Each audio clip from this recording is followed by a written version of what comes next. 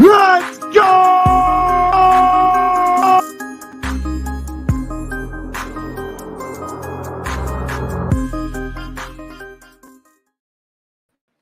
Welcome back to Hall of Fame College Football. I'm your host, Jason Watkins, and if you love college football, you're definitely in the right place. So before you forget, smash that red subscriber button, like our videos, and don't forget to ring the bell so you don't miss one moment of Hall of Fame College Football. Folks, sorry about the delay. Was trying to get some guys in here, and I actually been having a network problem forever. So we're going to get into this. I'm bringing in right now, and we got a few coming in, but right now, coming to the stage, Mr. Cody Stovall from Locked On Oklahoma State. Welcome to the show, Cody. Hi, kids. It's been a crazy about hour and a half. Network issues like crazy. I'm over here stripping wires and making everything go back to freaking normal. And Hank says, it's Cody Light. Well, hey, at least you're stripping wires instead of stripping clothes. I mean, your pay scale has increased, you know? Hey, I might make more. Are you still on your daily bump and grind? Always. But yeah, welcome to the show, everybody. Hankster, what's up, brother? Still looking 16, waiting on puberty. Yeah, you know, he's got a little bit of hair. I'm going to get there. It's a slow and steady climb, Hank. Right. Sheesh. Closing my. Okay, yeah.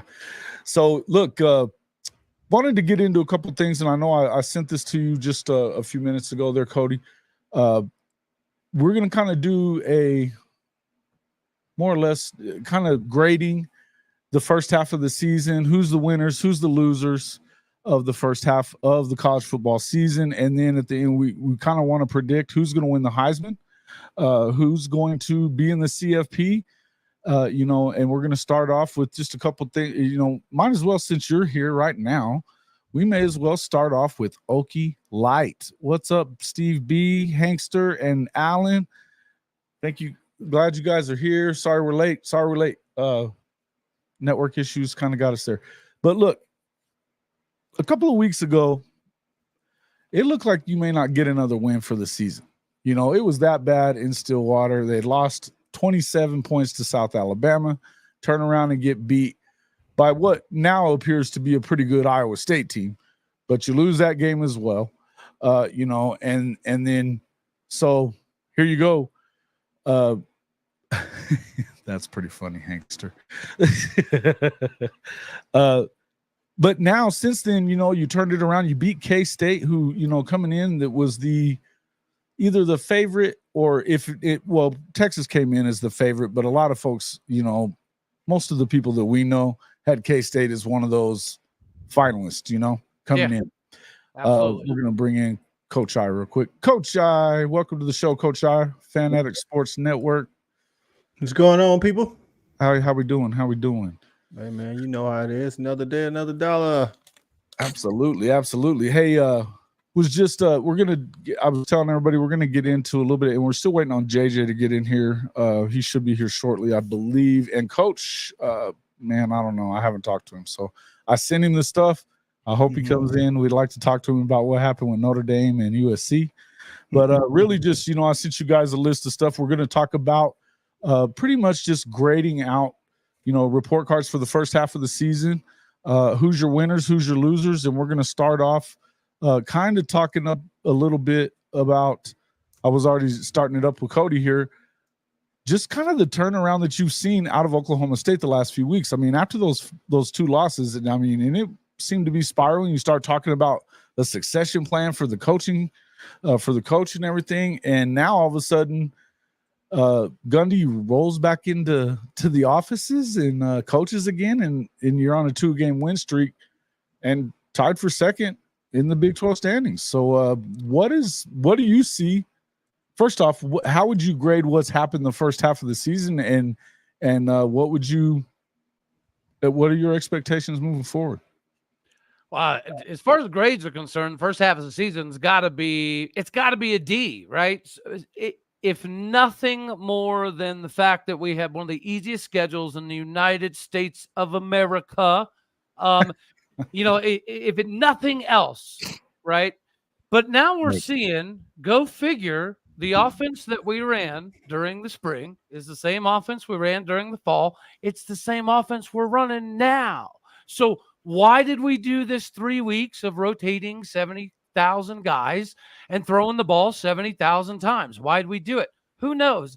But at the end of the day, where we should all be ecstatic is for Oklahoma State's athletic director, Chad Weiberg. Chad Weiberg had to put a boot in Gundy's ass in Ames, Iowa. That's point blank, period, exactly what it was. While the kids were loading on the bus, the athletic director was talking to the head man, and whatever Chad Weiberg said in that meeting, it worked because the players now see Gundy in the building till 7, 8, 9 at night. They see the coach's light on, a coach's light office they haven't seen on in a decade, and he's actually designing X's and O's. He's the guy who's designed up all of the special teams the last 2 weeks, and we have 5 block kicks.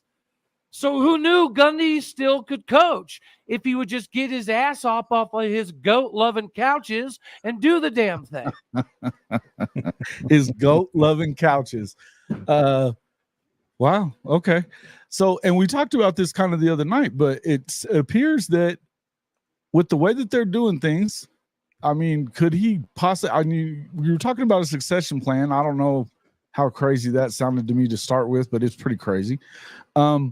But the thing is that is that succession plan kind of by the wayside now, or, if he continues to win, or do you think that this is still up in the air? Maybe he's ready to kind of call it quits in the next couple of years. Regardless of how it went down, the fact that, I've been told from more than enough people to have a good chunk of viability here that Mike Gundy, the donors, Weiberg, they've all had recent meetings. So Gundy's either okay with the passing of the torch, right, style of game plan, or he's been made to be okay with it. It doesn't matter because at the end of the day, it's about production. And I will say that for all of Mike Gundy's flaws, it could possibly be now that this is a stress relief, right? Like if he knows that if he can transition this thing to, let's say, Brian Ardo, 2026 timeframe, and we can keep winning 7, 8, 9, 10 games every year until then Gundy gets the legendary status that he's always coveted. He's always wanted. The cupboard's not going to be bare, and it's a good leaf to turn over. But you and I both know that if between now and 2026, Gundy wins a Big 12 title, he ain't going nowhere. There will be no succession plan. But the fact that there's one in place, or at least he's okay with the understanding that if shit doesn't improve dramatically, you're on the clock now, dear Gundy. And Gundy said, well, dag nabbit, I guess I know how the expo markers still work. Nabbit, I guess I know what an X and an O still is.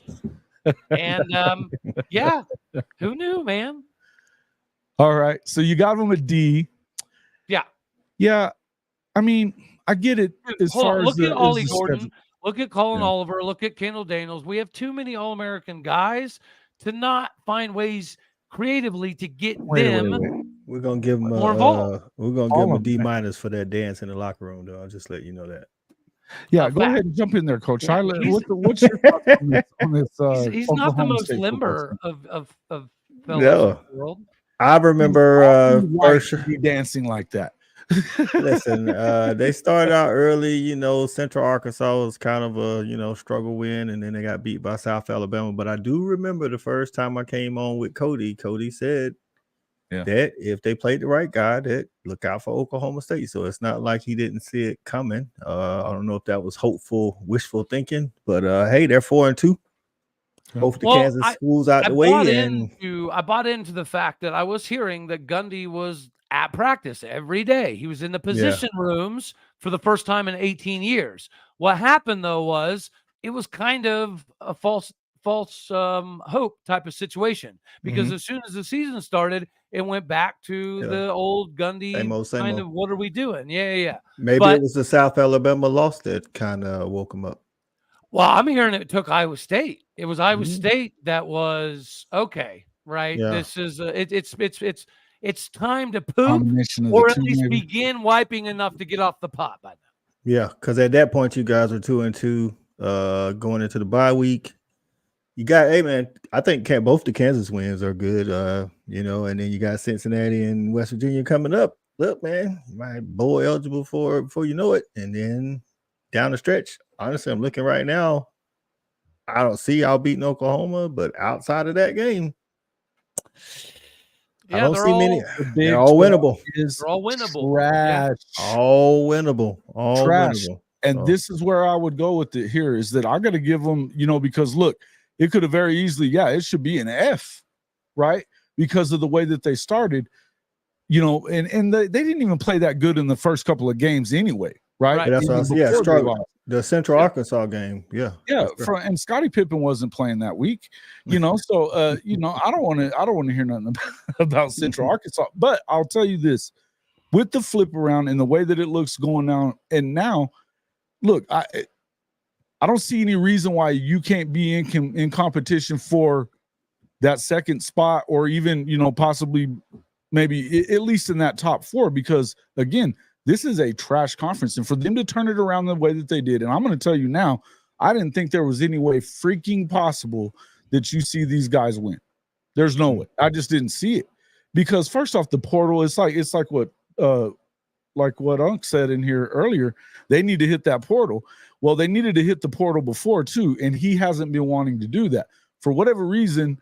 They did get some guys in the portal, but quarterback play, you can't expect a whole lot. But then again, they're winning, and the rest of this conference, as I said, is not looking good. You've had Texas Tech, who I would have to give an F2 to start the season off, even though they've got some quarterback injuries. They have looked awful. They were supposed to be that dark horse team. Kansas State loses to you guys and freaking Missouri. And I don't care what anybody says about Missouri. I know that they've got Luther Burden and they've got, some guys. I don't buy Mizzou, okay? They can score. Yeah. They can score. They can score, bro. Fine. They might be good in this Big 12, this year's Big 12. But that being said, I still don't buy them. So, and the thing is, the thicker kicker had to hit a freaking 60-yarder to freaking win it. So, the K-State still, there's something different about that team. I don't know what's going on with them. They may be on the, they've got a new quarterback now. They've moved away from Will Howard. I think that was probably the right move. I still don't buy them either. I think that there's something different about this team. Who misses a bowl game? Okay. Are you saying Okie Light misses the bowl? I don't think so. No, we only have to get either. I don't think that there's. You only got to win 2 more. Yeah, only got to win 2 more. They're 4-2. They're 4-2, and I mean, they get Cincinnati at home. They get BYU at home, and Houston is up and down. West Virginia was looking good until they lost to Houston. If they can stop West Virginia's running back CJ Johnson, that could be in the bag. UCF doesn't look as strong, as they did against Boise. So UCF is like the walking wounded, aren't they? I know they get John Rice. They get John Rice Plumlee back this week, but he doesn't have anybody to help him now. That's what I'm saying. It's like so, I don't think he's that good anyway. And all he was a runner. Well, in Gus Malzahn's system, though, that's good enough. We're gonna find out this weekend when they get to Norman and get that ass beat. So, well, like Cody said, though, a lot of his playmakers are out as well. So I agree, and I don't think that I think that the Big 12 didn't do them any favors with their schedule coming in. I mean, they have played. They went to Kansas and Kansas State in 2 out of 3 weeks, right? And then now they're back and they're in, and the start of the season, they played Boise State on the road too. And then they've been on the West Coast all year. And that's rough for those guys. And how coming West is tough deal, right? It's just kind of a tough deal. So I don't know. I think that this has definitely been, I think, a wake-up call for this league. But I think that the league overall, that would be the next place I go, is what do you give outside of Oklahoma and Texas? What do you give a grade for this league? Because, Cody, I'm going to start with you here because, this was you guys have talked about that the goal and the mission, and you heard it from your Mark, you heard it from everybody else, was to keep Texas and Oklahoma from playing for the conference championship on their way out of it. What in the hell? I mean, you got a great amount bad, right? I mean, grade as the Big 12 as a whole? Yes. Well, that's a D, maybe a D plus, maybe. I'm with him. BYU went into Arkansas, got that win. West Virginia looked decent until, like I say, they even played good against Houston, but they look better against Penn State than anybody else has. Well, hey, guys, Utah's pretty good looking Big 12 team. Not till next year. Not till next year. I tried, damn it. I tried. Yeah, and like you say, Kansas State lost to Mizzou on the last second field goal. Kansas can't keep a healthy quarterback. Yeah. Cincinnati started out kind of strong, but then kind of fizzled. Like some soda been sitting on the table all day opened. So yeah, well, guys, I'm with Cody. I think we knew that if Cincy, UCF, or Houston got into any injury trouble, like that was it. That was it. That's all she wrote. Mm-hmm. And unfortunately, all three of them did. So, yeah. But that's so the Big 12's not great, but what it still is a league that the teams at the bottom have enough people that if you get caught slipping, you can take an L. Well, here's the thing. And like what Hank's saying here, the third and fourth best teams right now are Iowa State and West Virginia. In what world does that freaking make sense? When these guys, I mean, we're talking about teams that were picked to finish last and probably second to last by the time all was said and done. Now, not to say that poll really means a whole lot, but I don't think that any of us at the start of this season, particularly with the gambling stuff that's going on in Iowa, and then everything that's been going on. I mean, look, Neil Brown was dead man walking coming into this season, right?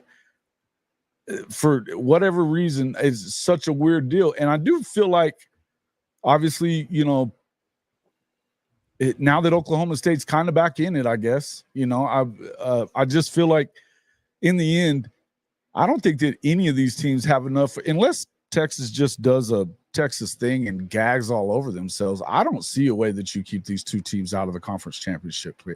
And that being said, I would not bet any amount of money on Texas making it there because they are known to fold up shop once they have some adversity. And they haven't, they've struggled, since 09.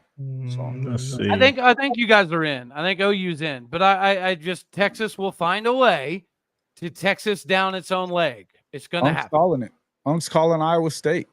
They play on the road at Houston, on the road at TCU, and on the road at Iowa State. And they still have K-State coming up too, right? They've got K-State at home. They got Texas Tech at home. And BYU at home. Tech is the last game of the year, so they should have. We all know how difficult it is to prepare for a running quarterback, especially if Colin Klein is the one calling the plays. Yeah. Guys, I think what you said, Jason, they're probably going to end up moving on from Will Howard simply because Avery Johnson does everything Colin Clay did, but he's faster. Yeah. You know what I mean? So to Colin Clay, this is like, bird in the hand. Colin Klein, you mean? Yeah. Okay. So for their OC. Okay. Yeah. Hey, listen, he's got to be a little better. And that's the thing is that as good as we saw Will Howard at the end of last year, he has not looked anything like that. I know he has an injury problem, but you got to be better than that. But I don't think it's all about I don't think that it's all quarterback issues anyway. They came out flat. They haven't played the type of defense that you've expected them to play. I don't know. There's just something not right about this. If I was going to give K-State a grade, it's an F, man, because this is not what you expect out of them. I don't think that you can expect that from them. Now, moving on from that side of the Big 12. I want to talk to you guys. I mean, you know how I feel about what Oklahoma's done in this first part of the season. Are you surprised at what you've seen from Oklahoma just in their second year and after 6 and 7, what they look like this season? I'll start with you, Coach. I am not. I think if I go back to my Big 12 win total preview, I had y'all at 10-2 minimum because of nothing else, the schedule, plus the second year Brent Venables. You guys have some pieces. I think the defense is, if I said the defense coming in would be a B-, it's performing, at an A- level, maybe, B+ depending. There's some things that still could be tweaked and fixed, but they're definitely playing better at a higher level than I, initially thought. I thought they would be good, but not as good as they have been. So I'm not so surprised. I like I said, I did pick Texas to win, but I did think you guys had a chance to win. That's why I only picked Texas to win by 1. So it didn't shock me that you guys, were leading most of the game and that you came away with that. I will be shocked going forward if you lose a game. Nobody on your schedule should beat you. So that's true. That's true. If you're going to lose one, it'd have to be against Texas. You know what I mean? And that's the truth of it. If you're supposed to, but here's the thing: Oklahoma hasn't had an undefeated season since 2000, and there's been a lot of opportunities to do so, and they've never done it. Now, that being said, a lot of that had to do with Coach Stoops, and then later Lincoln Riley. Lincoln Riley, the whole Oklahoma thing came during that time. That and a little, towards the end of Stoops' time in Norman as well. Look. We've seen that in the past. The one thing I would say about that is that, you have seen them do what they're supposed to do against their lesser opponents so far. It should give most Oklahoma fans a good feeling. But here's the thing. I feel like myself, you probably, because of the schedule, you probably have to win them all to get to the CFP, depending on what happens around the country. I think you got to win them all. And I think for Dylan Gabriel to be able to win the Heisman, you got to win them all, or even be in New York. I think you got to win them all. Cody, have you been surprised? Yeah, I'm surprised because OU's fucking terrible. No, I'm just kidding. I had to. Yeah, no, as we discussed, like before the season started, OU's schedule was right next to Oklahoma State's, right? So if OU took care of. Sorry, go ahead. Go ahead. Sorry. Bedlam's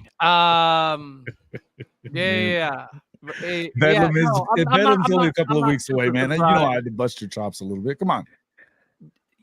Jeff Lebby, if they got the Dylan Gabriel connection kind of reorchestrated back together, they were going to have an opportunity. Now, and then defensively, same thing, right? This is another year of the 3-3-5. And not only is it another year of the 3-3-5, but Brent Venables' iteration of the 3-3-5 that he brought with him was way too complex, right? So now you're allowing athletes to also understand where they're supposed to be and now how to bait quarterbacks. Last year, y'all didn't know how to bait quarterbacks, right? You're just trying to be in the right spot and do the right thing.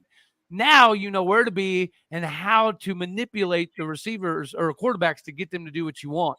I think for those reasons alone, I'm not super surprised. And I'm not even actually that frustrated, right? The likelihood of one of y'all making it, it is what it is, right? But as long as both of you don't make it, I'm okay. Yeah. Glass half full. Glass half full. And Texas sucks. So there's that. Yeah, I don't know. I think that in the end, it's going to be Oklahoma. It's going to be Oklahoma, Texas again. I think it is. I don't know. Don't do that. Don't do that. The thing is that we have seen put that evil in here, Ricky Bobby. It's not evil. Well, I don't know. Listen. I think that as much as you'd like to say, as good as Texas is on paper and what they've done starting off the season or whatever, that that's probably that's a tough game for Oklahoma to win, even a second time. But on a neutral field, I think that they go in there and do it. And I think that what we saw in that game was that if there was a difference in the toughness of these two teams and playing physical football, it was Oklahoma that played the physical brand. And I think Texas is as good as it gets. They're good but when it came to the trenches, which is where they were supposed to be, that's where they were supposed to have an advantage, and they didn't. Oklahoma beat them up on both sides of the ball, and the offensive line has kind of been patchworked most of the start of the season. They hadn't run the ball that great. They rushed for the first time they rushed for 200 yards all year against Texas. And so that's a big deal. So obviously to me, I'm given Oklahoma for when you start comparing it to last year and whatever, and all the expectations that always come with an Oklahoma football team. But, for Venables to be able to put his stamp on this program, they've taken on the personality of Coach Venables, it seems like to me. They are playing with confidence. They're running around. They're playing, they're playing with violence is what you want to see the most. I think that this is a big deal. So I'm giving them an A for the start of the season. We're going to see what happens in the second half. But let's talk about moving forward. If you had a winners and a loser, I want to know who your winners are, Coach I. Who's your winner for even the whole country? What team would you say coming into the season? Maybe you expected it, maybe you didn't. But who's won the first half of the college football season? Popularity, Colorado. On the field, Duke. Okay. I mean, yeah, Duke had a good season last year, but I mean, let's not sit back and think we was like, okay, Duke had a good year. It's Duke. They get a good year every now and then. He actually doubled down, and now he's like, 5-1, 6-1 with only a loss to Notre Dame, and a win against a good Clemson team. And if they can get their quarterback right, they're right in the thick of things, trying to challenge for the ACC. So, I mean, Duke is definitely a winner. Duke is definitely a winner. I think even with the losses, I think Colorado's a winner at this point of the season. I mean, they're not a complete package team, and USC held on to win that game. That's not a bad loss. Oregon is that's not a bad loss. Stanford was a bad loss, but those are the kind of things you could see from these first year. Because even Shedeur said in his post-game conference, post-game interview, he said we wasn't used to being up like that. For some people, I mean, he was at Jackson State, but some of those guys aren't used to being up like that at halftime, so they didn't know how to hold on to it. And they'll grow from it. So I think they're a winner. And you could, with their depth issues and stuff, you almost had to expect a couple of games like this where they may win a game that they shouldn't win, which they probably have, and they may lose some games that they shouldn't probably lose. But I think that the year two is when you have to kind of judge on that, and I think they're gonna get some players that's gonna shore up the depth issue, because I think it's a depth issue more than anything else. Their line play on both sides is tough, but I like those two. I like those two for your winners. Cody, who do you have for winners throughout the country? Who's your winner? Washington. Well, Hank stole the show here and beat me to it. I think Oregon State, they do a lot of things right, namely having the right colors. But outside of that, it's definitely Washington, man. I gave them a hard time. I like Michael Penix Jr. I liked what he did at Indiana, so I was already a fan. I just was not a believer in them being that good, right? And so when Jabbar Muhammad went to, man, they play defense inside the 20s. That's what I'm saying. When we lost Jabbar Muhammad, I was like, no big deal. It's Washington. Why would you go there? Why would you do that? Well, not only are they good, but he's balling out, and it's kind of fun to watch them right now. Mm-hmm. Okay. I can get with that. Yeah. Okay. Yeah. And you know what? I think that the Pac-12 as a whole kind of wins here. Even though they're headed on the way out, you could almost look at it as a loss. Well, I was gonna say Pac-12 is winners and losers, because winners because I feel like they're the best conference over top to bottom. Definitely the best quarterback play, but losers because they're doing it in the last year of the conference when all this time they've pretty much been irrelevant. So, but yeah, Pac-12 for sure. Pac-12 definitely, and I think that another winner, since we've already talked about them, I think that I don't know what I think about the ACC conference or whatever. I don't really buy Florida State that well yet. I just don't. I've watched him. The more I watch Jordan Travis, he doesn't throw it that well. I just don't. I don't know. I don't love him. I'm gonna stay in the Pac-12. If I'm looking at a winner, it would be DJ Uiagalelei and the Oregon State Beavers, and I think that they have. He has shown, and I talked about this on Saturday night. He was on with Jordan Palmer on the QB room this past week, and you could hear it in his voice and just everything that's going on. He can read a defense now. It wasn't something that he was able to do in the past, and now he's able to do it. and everything that happened to him at Clemson is something that he what did he say? Everything happens for a reason, and something that Jordan Palmer said, you know, if you look at it as reps, everything that happens as reps, good or bad, then, you know, it's going to get better. But I think that he has played himself into a position to be a first couple of days in the draft. He's a big guy, big arm, and now he knows how to play. He's playing in a pro-style offense and reading defenses in a way that he never was able to when he was at Clemson. I think that's a win for him, and I think he's a win for Oregon State. They're not out of this thing yet. They're not out of this thing yet. I would say I see my guy Chris Walton in the chat said OU and Louisville. I think they're both winners. In my book, I didn't list them as winners because I expected OU again to win at least 10 games minimum. And then Louisville had a bad schedule. So I was like, if they don't win 8, something's wrong. And so far, so good. Yeah. Look, and guys, I would look at Oklahoma as, yes, look, this was an expectation, but I know that after last season, I get where everybody's saying what they're saying. I think that there's still, you know, we're not going to judge Oklahoma based on half the season. We're going to judge them based on the whole thing.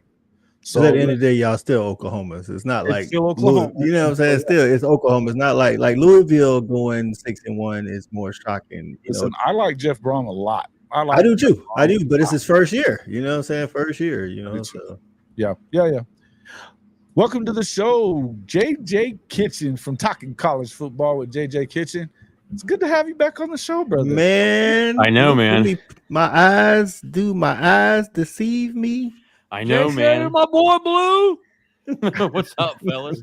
Good Lord, it's been forever, man. The amount of work, amount of traveling that's been going on the last couple months, man. Shit, I haven't been able to even do my own show. It's been nice. It's been nice to have this, nice to be back on finally. What's going on, everybody? What's up? We've just been talking winners and losers throughout the first half of the college football season. Who would you pick as your winner for this season coming in?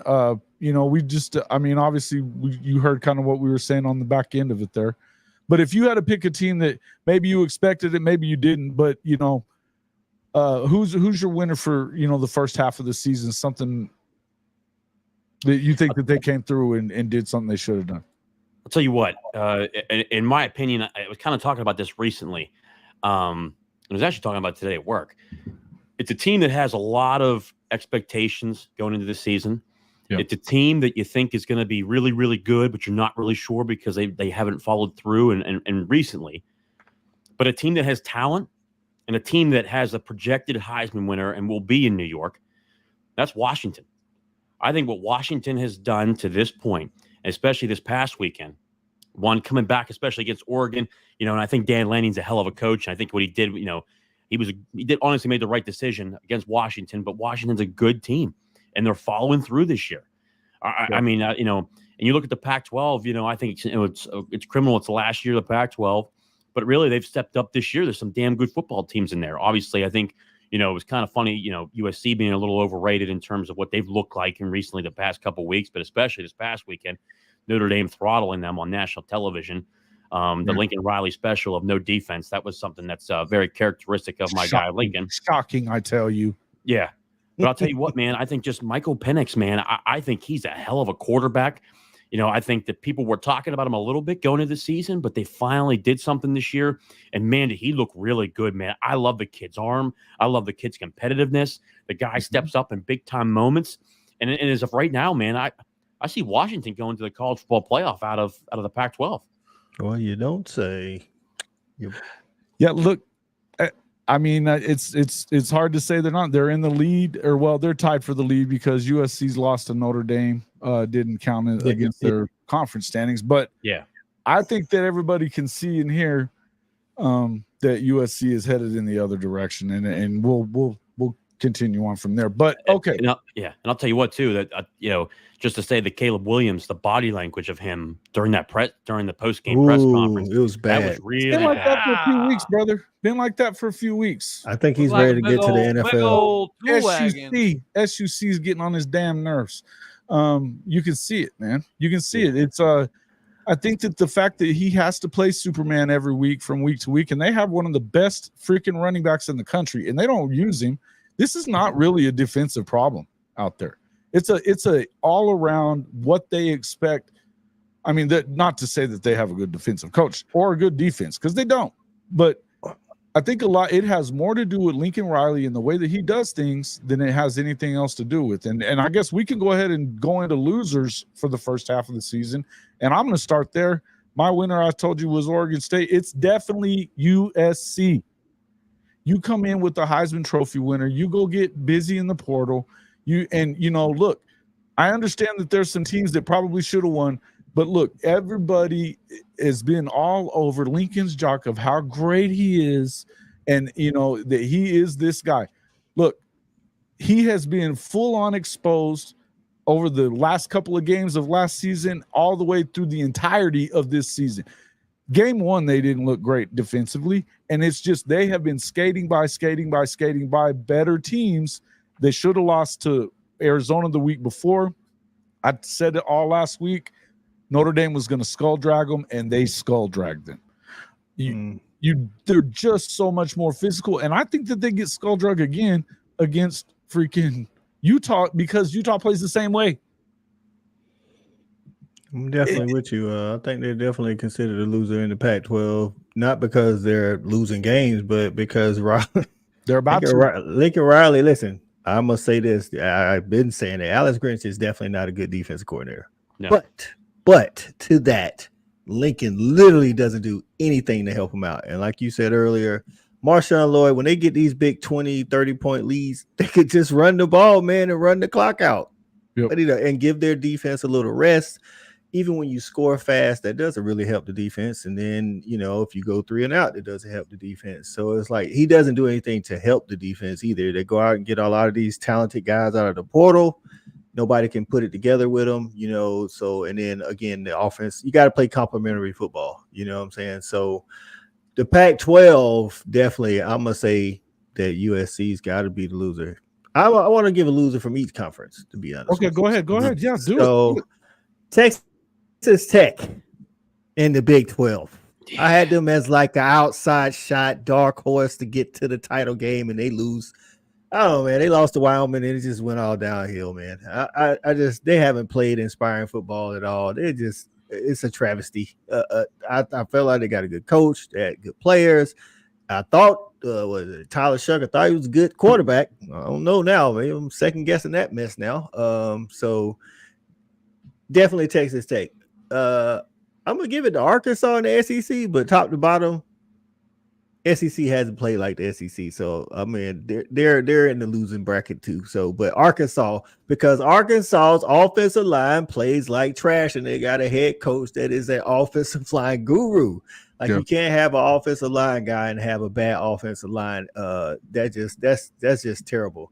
In the ACC, sorry JJ, but I'm about to go with the Pitt Panthers, man. Like I had y'all like battling for the ACC, man, and you guys come out and you're like 2-5, 3-4 or something now, man. I'm 2-4, man. I know. Trust me, I what know. Is like Narduzzi? Like I was like, oh, Pitt's got a defense, they got a decent quarterback. Jacobert coming over from Boston College is gonna help, and it's like, what is going on in Pittsburgh? And it just let me down, man. In the Big Ten, it's got to be Michigan State. Come on, Mel Tucker, get it together. Now, Midnight Mel. You know what I'm saying? I mean, I thought the biggest story was going to be the Iowa State and the gambling, but he was like, wait a minute, dog. I got something for you on the back burner. So, beer. You know what I'm saying? Hold my beer. Now they're 2-4 and looking at, and I guess they was trying to get them away out of that contract. Hey, shout out to the administration. You're out of the contract now. There's my losers. I like that. I mean, it's okay. Yeah, I'll get back to some of my other ones after you guys go. Go ahead and go with you there, JJ.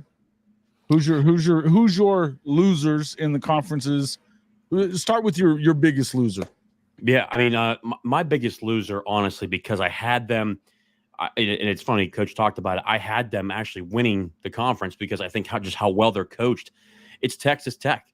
I mean, to fall apart to where they are at this point, man. I mean, they're sitting at 3-4, 2-2 in the conference.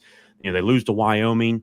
They lose to West Virginia. I mean, I was shocked to see them overall, just how much they dropped. And, it's a year 2. I still love McGuire. I think he's still a hell of a football coach. I think, he'll turn it around eventually when that stuff gets there. But damn, man, I had them so high up in the Big 12, and they just have not done anything. I mean, just terrible. The offense has been a wreck. The defense has been a wreck.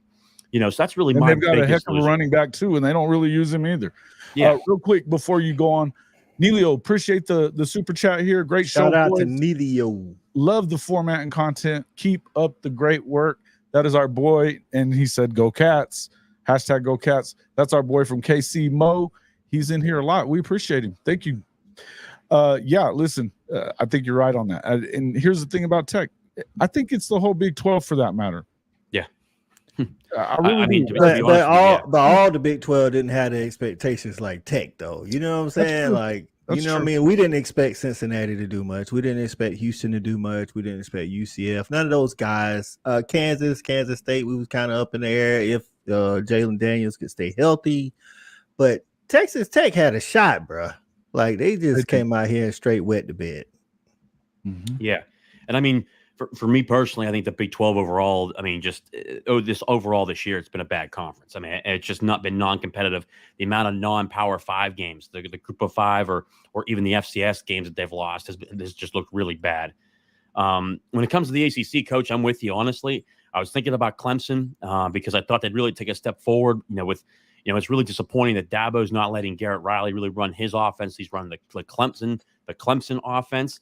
But I'm going with Pitt, man. At the beginning of the year, I even hyped up Vil Dracovic. If he got back to form what he was at Boston College, throwing for 3,500 yards, 17 touchdowns, 5 interceptions. The guy just did not look like that at all. And it's crazy to see this team. Pitt goes and beats Louisville this week with a different quarterback, Christian Veyer, the transfer quarterback from Penn State, and Pitt puts up 38 points. It's a little late for me. And they're sitting at 2-4. They got Wake Forest this week, then they got Notre Dame, then they got Florida State. So there's opportunities on the schedule, but you already have 4 losses. So for me, that's really the biggest disappointment in the ACC besides Clemson. Clemson was close, but I really had Pitt taking that next step. 3 straight years of ending in the top 25, 20-plus wins in the last 2 years. You wanted to keep that momentum going. A little disappointed in that. When it comes to the Big Ten, man, I mean, when I really look at it, I looked at, honestly, Minnesota. I thought Minnesota would be a lot better than what they are. They're currently sitting at 3-3 right now. PJ Fleck, I thought he would take that next step this year, really take over the West Division. I thought Wisconsin's going to need a couple of years. Luke Fickell bringing in a whole new system. With Phil Longo, the former offensive coordinator at North Carolina, tremendous offensive coordinator, but give him some time. But when you look at it, I just think Minnesota's not doing what they needed to do. I had them going a little bit higher. And the same thing with Illinois. Illinois fell off the face of the earth. And then you see Iowa scoring 10 points a game and they're in 6-1. So that's 6-1. Yeah, that's your typical Big Ten.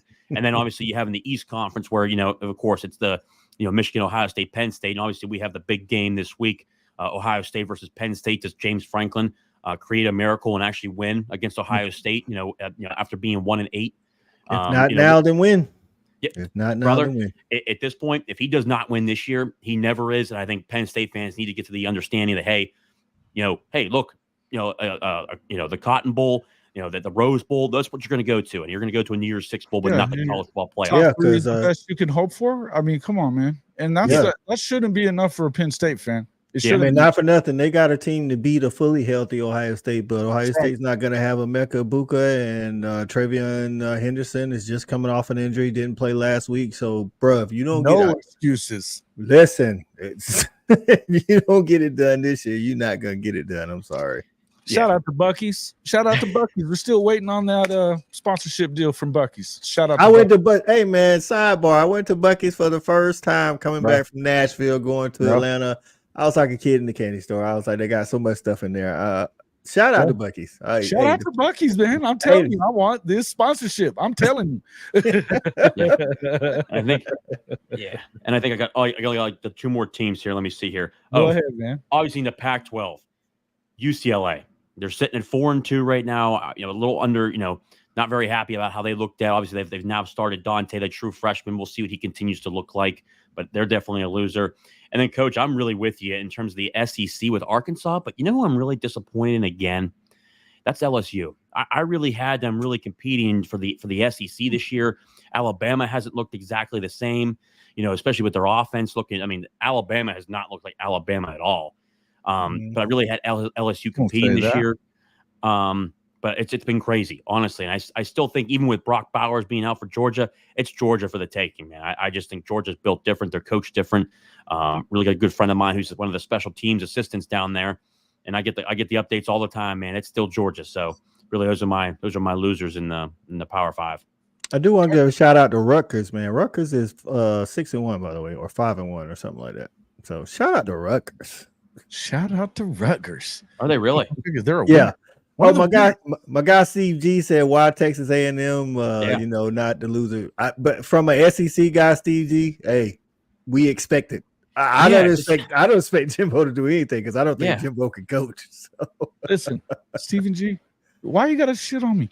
And what I'm looking for here, shout out to Buc-ee's again. They can buy him out, and that money is coming from the oils. This is coming from oil, bro. Come on now, come on. Don't do that. All right, bro. My franchise paid for it. Yeah, hey, everybody wants to build a Buc-ee's in Corvallis. I can see that. That makes sense. Plenty of sense, right? Okay. All right. Let's see. LSU sucks. USC sucks. But in all seriousness, I think our expectations, whether winner or loser, has to do with what we thought, going into the season. Again, like the only reason why I picked my losers because I thought they was gonna contend for the ACC. If I had, for teams like Texas A&M, I didn't think they were gonna contend for the West. I thought if Jimbo could get out of Petrino's way, the offense would be better, and maybe they could go 9 wins, maybe. But I didn't think they were going to beat Alabama and LSU. So that I think a lot of our expectations, here's the thing though, has something to do with it. You definitely have to call them a loser in a lot of ways though, because of the fact that the way that they're recruiting. I mean, they're dumping bags of cash and getting guys, but they're not getting anything done. There's no way that you can. And look, at this point, we were talking about this on Ty's show Around the Table Sports yesterday, and we'll sidebar into this real quick. And Cody, actually. Yeah, we'll sidebar into this just for a second. Look, I don't know how you can even think about keeping Jimbo Fisher around. I don't give a shit what the buyout is at this point because it's not like they don't have the money to do it. They can't afford it. They will afford it. You're going to pay it. You're going to pay it either way because either he's there. But here's the deal. Now you have Oklahoma and Texas coming in. They hate that more than anything, but they're still your big brother. You hadn't done shit since you got to the SEC. The one thing you had over OU in Texas was being in the SEC. It gave you that recruiting bump. Now what are you going to do? Yeah. Now what are you going to do? They're out recruiting you already because they're on their way in, and you're getting beat by Appalachian State last year, and they're losing stupid games even now. It doesn't. This is not, Tennessee's not a very good football team, man. They're just not. And you can't win that one. And look, Miami just showed us that they're not that damn good either. Yeah. And they got rolled in that one. For sure. Yeah. I mean, North Carolina's a good football team. I don't know how in the hell you could possibly justify keeping this dude around anymore. If you care anything about winning in College Station, that's all I got to say. Yeah. Facts. All right, Cody. Cody, give us some losers. Big 12, got to be TCU. I know people thought they were going to, a decent amount of people thought they might have a little bit of a setback, but with how many 5-star guys they stole from the SEC, I thought they might be able to plug and play. Didn't work out. As far as the Pac-12 is concerned, guys, I know Arizona State's not very good, but I believe in what Dillingham is doing. But for him to, capitalize on maintaining all of the guys in state from a recruiting and a transfer perspective, part of that is winning, right? Just like, KU, they wanted all the Kansas guys from out of state to come back. And they came back and they started winning, and now it's become a thing. If Kenny can't start winning, it won't be a thing for very long. So I'm a little disappointed in Arizona State. I knew they wouldn't be going to be good, but I figured that they would be a little bit better than they are. Big Ten, guys, I think I'm going to go Wisconsin. Maybe this is my Big 12 bias kicking in here. I'm a little butthurt that he left Cincinnati, but I really thought that with the core nucleus that Wisconsin is, right? When you talk about winning, Wisconsin wins in the top 10 with everybody else over the last decade. So I really thought with the staff that he was bringing in and the transfers he was bringing in, plus the foundation they already had, I thought they would hit the ground running. I'm glad they haven't, but I'm a little disappointed. Hey, ACC for me is Miami, guys.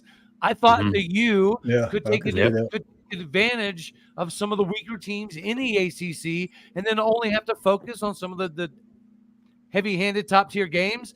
It hadn't worked out that way. Miami's got to worry about every damn body. And then my crescendo for the end here is I think the biggest loser on the year is Alabama, not just because of wins, losses, all that.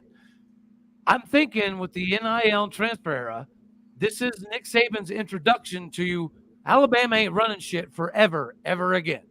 They'll be good for always and forever, but they're no longer just going to keep running stuff every single year. It's done. Hot take there. No more Alabama dynasty here. Huh. What do you guys think about that? Oh, I'll tell you what, man, he's starting to Father Time's catching up, man. He's getting to that point where I don't know. I just think that me personally, the SEC, I just think that Kirby has got it running. And I know some guys that are on that staff, and I know how they coach. Those guys, they churn out the NFL talent, but it's not just the first teamers. It's the depth that they have on that team, and it's the guys that continue to step up when they need to step up. I just think that Nick Saban right now. I thought that the Tommy Rees hire was absolutely horrendous. I think with you're looking at Alabama, how do you not go with somebody else? I mean, how do you have all these different guys out there? The same thing I said. They were trying to get Jeff Lebby. They tried very hard to get Jeff Lebby. Not shocked, and it's the fact that you went from Jeff Lebby to your next option is Tommy Rees. I don't know. Agreed. I just think it's a shame. I think they took too much. I think like Cody said, I don't think there'll be a dynasty or run stuff in the guy. But I ain't gonna count Saban out as far as I ain't gonna say he might not win another one. But they got to get a quarterback, and the guy next year I think is gonna be better. But like JJ said, I don't believe in Tommy Rees either. So, but it still is Saban. So, in a one-game scenario, I'll take Saban over anybody but Kirby. To be honest with you, so I feel like I'm not ready to count out Nick Saban just yet. Yeah, but he'll win another one. He's just but I don't think. I think like Cody said, I don't think the dynasty is ever gonna. I don't think they're gonna ever have that dominance. Yeah, for the better part of a decade, you just knew it was going to be Bama and then whoever else. Everybody else was just playing for who that everywhere else was going to be. Sure. And it took Kirby, right, knocking on the door, lost, knocking on the door, lost, knocking on the door, lost, knocking on the door. I won. And then I won again. And now I'm starting to break the door wide open. And Nick Saban, maybe he's making adjustments to this new NIL era that we've all had to adjust to. Maybe he is, but he lost that stranglehold that he had on the SEC. And Kirby won't have the stranglehold. That took away his biggest advantage, which was being able to get these guys paid without getting caught. Yeah. And so I think the funding's not the same. It's not just getting a guy now that everybody can do that. And I think it has leveled the playing field a bit.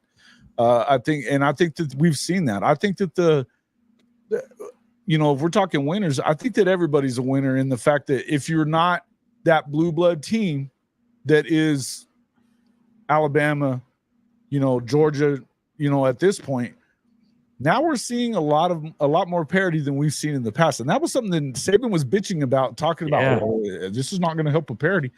It actually has, Nick. Yeah. It actually has. And I think that you're seeing more guys that are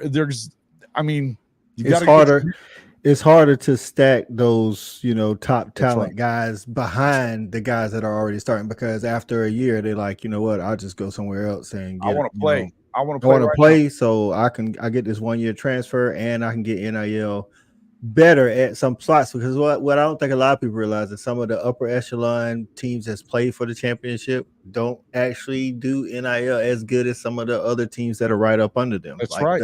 You're right. Like to be honest with you, like Ryan Day doesn't do it as good as, and Jim Harbaugh. They don't do it as good as some of the other people. Nick Saban, Kirby uses it, but he won't use it to recruit. I mean, me and you talked about that, Jason, when it came to there was offers on the table that Kirby's like, I just can't match that, bro. Like, that's not what we're doing around here. Dabo's the same way. He just comes out. The difference with Dabo is Dabo just comes out and says it. Like, Dabo just comes out and says it. But the other teams are like, look, man, we still who we are. We're not gonna, we'll get you some NIL once you get here. Yeah, listen. But we're not gonna be Miami and Florida. It turns off coaches whenever players bring up NIL. There's no two ways around that. Yep. And because if that's what you're thinking about coming in, unless you're Texas A&M, we're gonna get you the money. We're gonna get you the money. But they're desperate to win. When you're trying to build, a program and you're trying to make sure that your culture is number one, then it shouldn't have. If all you're thinking about is money, and I think that what Dion said earlier in the year, that if you're thinking about NFL NIL instead of NFL, you're not thinking right. Exactly. Because your money's not going to be the same. Now, that being said, but that doesn't sound good to a 18-year-old, and that's what Kirby's selling too. Is like, hey, man, NFL, not NIL. And right now, because we're hot, we're able to hold on to some of that. But sure, eventually, you got to pay them though. You got to pay them, and that's fine. And I think that most of these, I think that even the big boys are starting to figure out the NIL stuff. I think that when you are one of those teams that is a have-not, and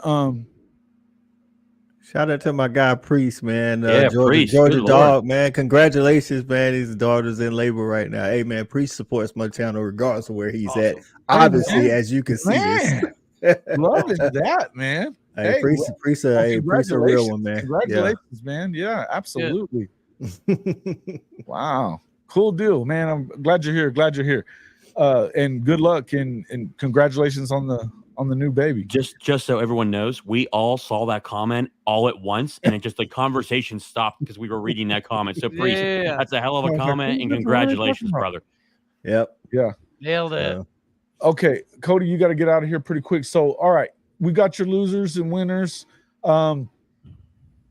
What else you got, man? I mean, let's see. We were going to talk. We talked about Gundy already. I'll leave you with this parting shot, and I know I'm going to steal this from JJ, so I apologize ahead of time, buddy. But guys, my Heisman front runner has to be Michael Penix Jr. It has to be. Yeah. Yeah, and I will also say I told you I threw some money down on Dylan Gabriel, so I mean I'm okay with where we stand in the Heisman race as it sits. But to me, it's got to be Penix, and you got to put Gabriel in there. And I do think that Travis Hunter is one of the top 3 best players in the game of football. But I just don't know that I don't know that it's going to work in his favor with injuries and things of that nature. Before you get out of here, Cody, 3.5-point underdogs to West Virginia. What y'all gonna do? If the scripting goes well, we will win. If the first 25 plays of the game do not go well, I don't see us getting the W. So it's going to come down to the first quarter. I'll tell you this, Cody. I think you guys win in. Here's why: that Dana Holgorsen loss is very hurtful to that university. The way that fan base has been acting since Thursday, man, and that coaching staff. Ooh, they have been awfully pissy, haven't they? Yeah, Neil Brown, first thing in his press conference, said, I'm done talking about it.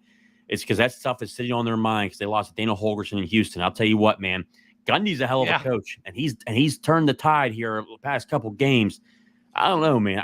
He's a hell of a football. With that. Hey, long as they can stop the run, I think they're good because the quarterback at West Virginia, he's decent, but he's not good on the run. He's not accurate. So if they can stop the run, and you're good. That's but they got to go to West Virginia. It's a long travel. And what I do have a little bit of faith in, I got a little bit of faith in. K-State was the number 6 rushing team in America, averaging 233 yards a game. We held them to 90 yards. Yep.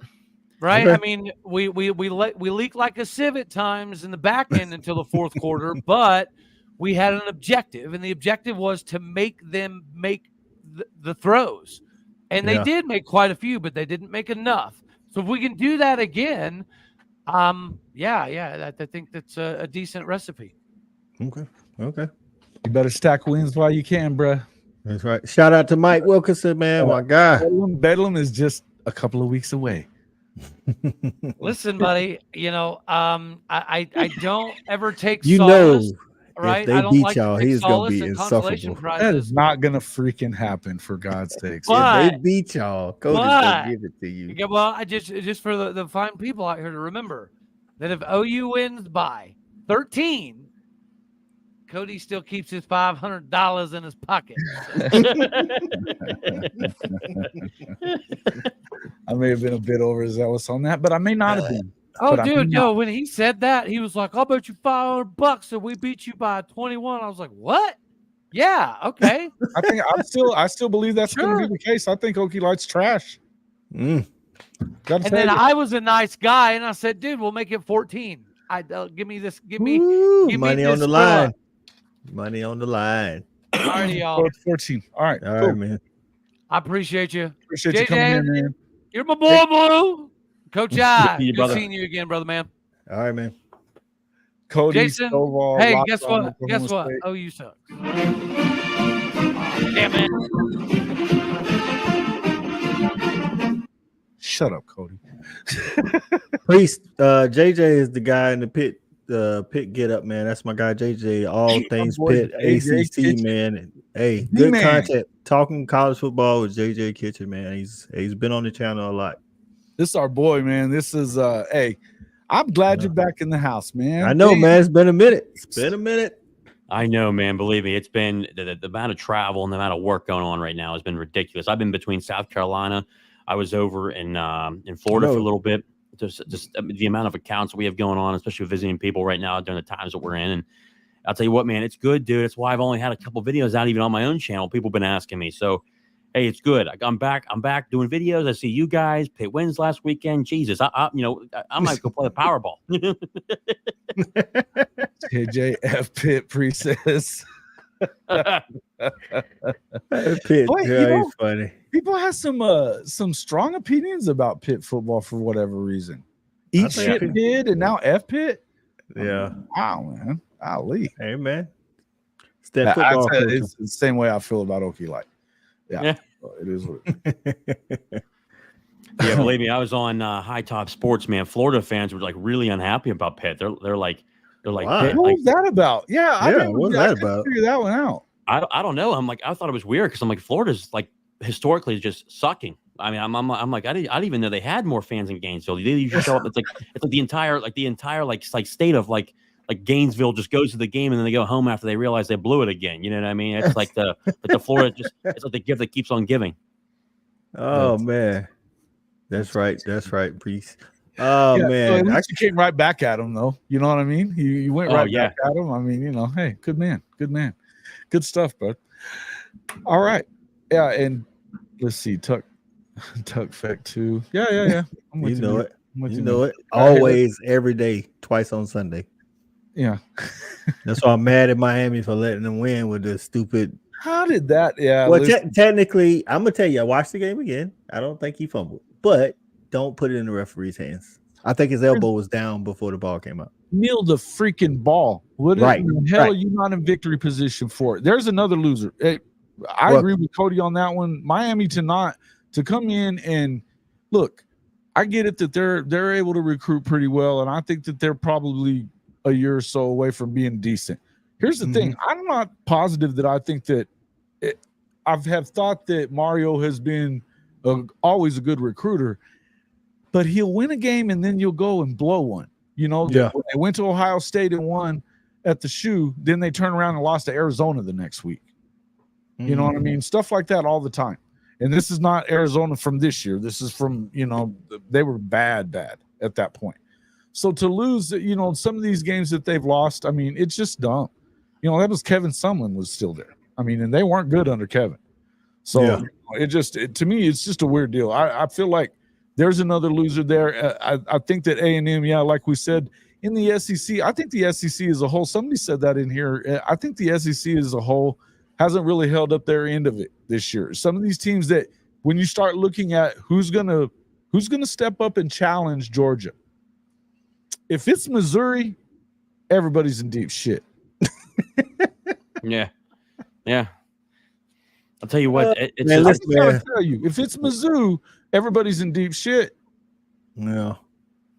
Hey. I'll tell you what, man. That just the amount of. And I was looking at the college football ratings, obviously, but just the Power Five. The ratings have been through the roof just because the parity is just so insane this year. I mean, you just got people who are on the edge of their seats. You've had a couple blowouts here and there, but when you look at it, man, it's been fun to watch. I mean, I think somebody said on social media, can we even call it upsets anymore? You know what I'm saying? With the way things are, it's like, yeah. It's like what was his name last night calling it? He says the NFL. It's just flat out the NFL right now. That's that's what it looks like. And just, it's just that there's so much parity, and you're looking at these guys, especially through the transfer portal, the NIL really helping teams out in terms of getting talent. It's just, it's fun to watch right now. Yeah. Mike Wilkerson asked about Brock Bowers. He had a surgery today. It's called tightrope surgery. Same thing that Tua had, and Tua played like 4 games later. We had a offensive lineman, I think, had it earlier this year and played about a month later. So he's out 4 to 6 weeks. Look for Brock Bowers in the SEC championship game. That kid's a stud. That is a day 1 top 10 pick. That is a future just franchise tight end. And I'll tell you what, like Gronkowski. That's kind of what I see it as.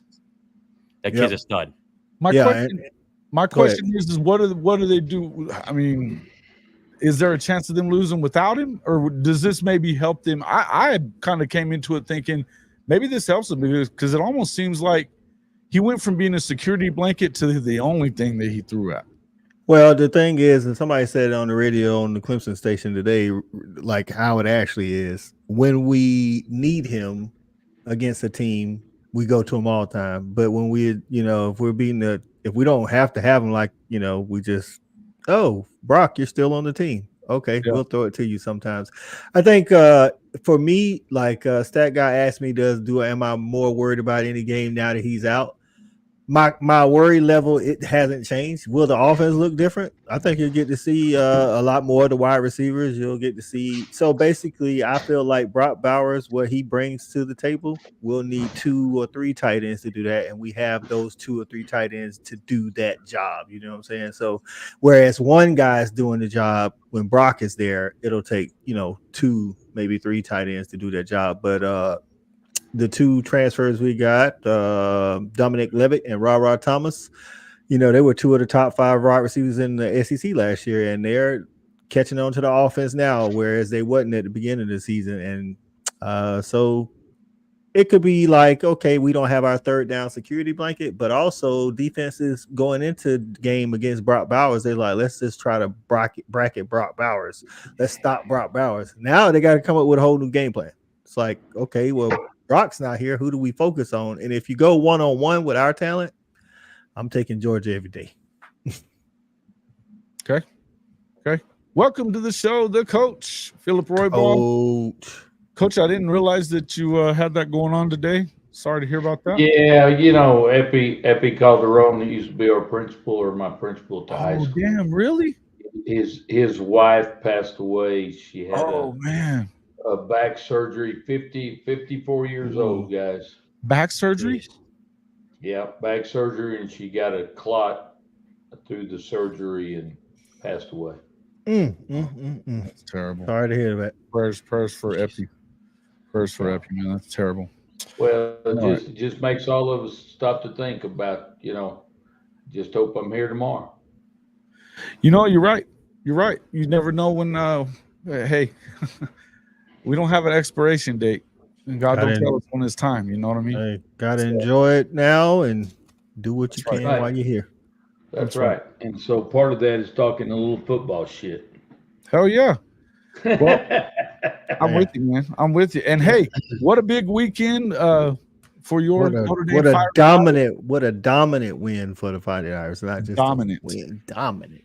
Just a skull dragon, just like I expected. Yeah, and I defensively, we obviously played really well. It couldn't have happened to a better guy than Caleb Williams. He's a big fan of Caleb. Good, glad he. I was hoping he'd have his fingernails painted again. But at the end of the day, they did have a good ball game, and so I was glad to beat them. We still have we've gone through a tough schedule, guys. 4 weeks in a row playing somebody in the top 25. There's not another college football team in the country that can say that right now, playing that kind of schedule 4 weeks in a row. And it doesn't end. I mean, we still got Pitt coming up. That's a good football team. We got Clemson. I don't know that I say Clemson's a good football team, but I think it'll be tough. But the stretch is still not easy. But y'all talked about disappointments. You obviously know I'm disappointed. Y'all talked about some of the disappointments in the conferences, and y'all are going to laugh at mine. I think Ohio State is going to still go belly up, and I could be wrong, but I think they're going to go belly up because I think you guys know. If you're not going to beat them now, when are you going to do it? Well, and you guys know this. Hell, when Notre Dame played them, if we just put a damn dead body at the defensive tackle, we stop them and win the ball game. I mean, that's just a cold hard fact. And so I think Michigan's going to put it on their ass. Body. Yeah, cold dead body, baby. So I don't know. I still think they're gonna piss down their leg. But anyway. I'm not a big Ryan Day guy. But here's the thing. One thing I'm going to tell you about this Penn State game coming up this weekend. Franklin ain't showing me shit. Hey man, Franklin is gonna either get over the hump or he's gonna join Mark, Rick, and Mike Gundy. Yep, that's what he's gonna do. And absolutely, I'll tell you what, brother. It's not even just Ohio State; it's Michigan too. So I mean, he has a losing. What's really wild about this is that he has a losing record to Ohio State, to Michigan State. The only three teams that consistently win in that conference, he has a losing record to. That's blatantly just wild. I mean, so basically he's beating good for him. He's beating the teams he should beat. You know what I mean? He lost to Illinois, a couple of years ago when they rushed for over 300 rushing yards and they had 12 passing yards. That was elite to watch that game. Yep. And then he's had bad losses in the past, but only a couple here and there. He's really defeated who he's supposed to beat. But man, when it comes down to these games, man, you got to beat Michigan and Ohio State. Damn it! Yeah, that's all that matters. That's all that matters, bro. You can't beat them. All that other stuff is just it looks good on paper. Because this is a program that expects national championships. Sorry, but that's just facts. Yeah, that's true. And the amount of talent this team has this year, if you don't do it this year, and I think Manny Diaz has done a good job as a defensive coordinator at Penn State. If you don't do it this year, man, I tell you what, they gave him that big mega contract after he went. He started 0-5 in the COVID year, finished 4-5. And then he, threatened that he was going to go to USC because USC was recruiting him, and probably USC wasn't even calling him at all. That was just the agent playing games. You gave him that $8.5 million a year over 8 years. I'll tell you what, you're locked in now. You better figure it out. He hadn't done any. He won the Rose Bowl. Big whoopty freaking crap. Yeah. And he's got one Big Ten title. What is in 2016? I think it was in 2016. Yeah, because that's when Pitt beat them, and then they went on a tear. They lost to Michigan after that. And then they went on a tear after that with Saquon Barkley and Trace McSorley, and they won the Big Ten. Since 2016, they haven't. I mean, that's great. I mean, you want to, hey, look, a New Year's Six Bowl is great. That's a huge accomplishment. But I think when you've done it, numerous times, and you're trying to get over the hump, and you're acting like you're Ohio State, you're acting like you're Georgia, you're acting like you're Alabama as a fan base. I don't see it. And I think he's got an attitude about him. He's just I don't know, and especially in these parts, man. I know this for a fact. He's a guy that they don't like him because of his attitude and how he acts. And it's just like if you want to have that bravado about you, win those big games, man. Don't be 1-8 versus Ohio State. Don't be 3-6. Don't be 3-6 versus Michigan. That's my biggest thing. Yeah, agreed. He's got to do it, man. And for Harbaugh, if he makes it to the playoffs, he's got to do it there. I mean, same thing. To be honest with you, And here's the crazy part: if they would have beaten TCU last year, they still would have got their ass kicked by Georgia. But at least they can say they made it to a national championship game. That's a lot different than making it to the Big playoffs. difference. You know what Yeah. I'm saying? Hey, it's time to shit or get off the pot, boys. That's right. Yeah, and and Priest asked the question in here a little while ago. Do they win 3 in a row? Ooh. Okay, so let's we were going to do that. Let's predict. Okay. Now, obviously, let's go ahead and predict your CFP. Remind me who you had coming into the season, and tell me if it's changed or not. Predicting the CFP. I'll start with you, Coach R. I'll tell you who I had coming in. Y'all gonna have to tune in to the live show tomorrow to see who I have at the top 4 for the top 25. My first official top 25 at the Fan Addict. Y'all make sure to tune in at 9. Jason will be the special guest on the show. But coming in, man, I had the Dogs. I had Washington. I had Ohio State, and I had I want to say I had Alabama. To be honest with you. I thought that too, Alabama. I had it between Alabama and Georgia, or just Georgia and then Michigan, Ohio State again. That's who I had coming into the season. I mean, I think all of them are still in it. Of course, the ones that are undefeated are definitely still in it. Alabama technically is not totally out of it. If they was to run the table, win the ACC, and then there's only one undefeated team like Oklahoma or Michigan. They still can get if more than the SEC, they're getting in. I always say undefeated or one loss SEC champions getting in. The number is 12 for anybody wanting to get into the playoffs. You got to have 12 wins. That's either 12-0 in the regular season and then losing the conference championship, or 11-1 and then win the conference championship. You got to get to 12 if you want to get into. There's never been a 2-loss team to get in. There's never been. Got to get to 12. Got to get to 12. So next year there will be. There'll be a few of them, but that'll be because it's a 12-team playoff. All right, JJ, who'd you have starting off the year? So starting off the year, I had Georgia number 1. I thought they were going to look strong as usual. Just from everything I've seen down there, I think they're just a tremendous football program. What Kirby's doing. Yep. But number 2, I had Michigan going back. I had them going outright because they played the Powder Puff Girls for the first 10 weeks, and then they pretty much got their last 2 games. So I had them going. I had Washington, and then I also had Clemson. Those were mine. And I think at this point right now, Clemson's fallen off. They're not going to go. I think at this point, still Georgia. I just don't see, even with Brock Bowers being out, I really don't. I just think Kirby's going to he's going to get after it with these guys. I know how he coaches down there. I think he's going to do a hell of a job again and get them in. I don't think the SEC is that good, especially in the East. It's just not that good, man. And obviously Tennessee, I think, they're 6-1, but they just haven't looked as good. The offense too, and they haven't looked great in their losses. You know what I mean? It's just I don't buy them. So then I had them. Also, I still have Michigan going. I think Michigan wins out again. I think they're still going to win. And guess what? And even let's say if they lose to Ohio State in the last game, I still have Michigan winning in the championship, the Big Ten championship game. I just think that's not happening this year, is it? Is that it's not divisionless yet? Oh, you're right. I'm sorry. You're right. You're right. Yes. Yeah. So, but they still could. But if Ohio State loses to Penn State and then Michigan beats Penn State, so I would say, the tiebreaker or whatever. Yeah, I can see that. Exactly. Yeah. So I still have Michigan going. I think big house anyway, so I think they win it. To be honest with you, I just think they're a very physical football team. I think they're better than Ohio State. I think Ohio State, I personally in the Big Ten right now, I've got Michigan up here, and I've got Ohio State and Penn State right here. I just think Ohio State and Penn State are kind of in the same realm right now because Ryan Day hasn't been doing as good. I think the team doesn't look as good, and I have questions about the Ohio State quarterback, McCord. Yeah.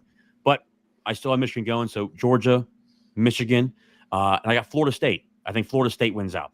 I think Florida State goes on the run, whether it's North Carolina. And I'll tell you what, North Carolina is a team to watch there. I think Drake May is a hell of a quarterback. And let me tell you something, Chip Lindsey coming in his first year and the job he's done with that team in terms of their offense and just keeping it flowing. And if anything better, I think it honestly might be better than when it was before Phil Longo, which is wild. Phil Longo is a guru. So, I mean, me personally, I think Florida State and North Carolina will go at it in terms of what the championship game is going to look like. And then that last spot, honestly, I'm still stuck between it. But I think honestly, I think Washington's going to find a way to get in. I think they're going to surprise some people down the stretch. Michael Penix, man, I just like that kid. He's a competitor. He's tough, makes the tough throws, finds a way to come back and win. He's just as tough and gritty, man. I just think that when you look at that team, man, they just got a chip on their shoulder this year. I really do. I like watching their games, man. I really do. I like it. Coach is right here. He's here, man. I know it's right here. Yeah. Okay. Coach. Well, four coming in. What I started the year with was obviously Georgia. Mm-hmm. Then I had Alabama, and I had Florida State as my third group, and then in my fanness, I had Notre Dame in there on the 4th spot, which obviously will not happen. But that's what I started with, and I again, Alabama, Notre Dame probably not going to make it. Florida State, I don't know. Can they get there? But there's some good football. I think Michigan. I think you're exactly right. I think Michigan has a good shot at it. Washington. Those guys are hell of a football game Saturday, wasn't it? Yeah, it absolutely was.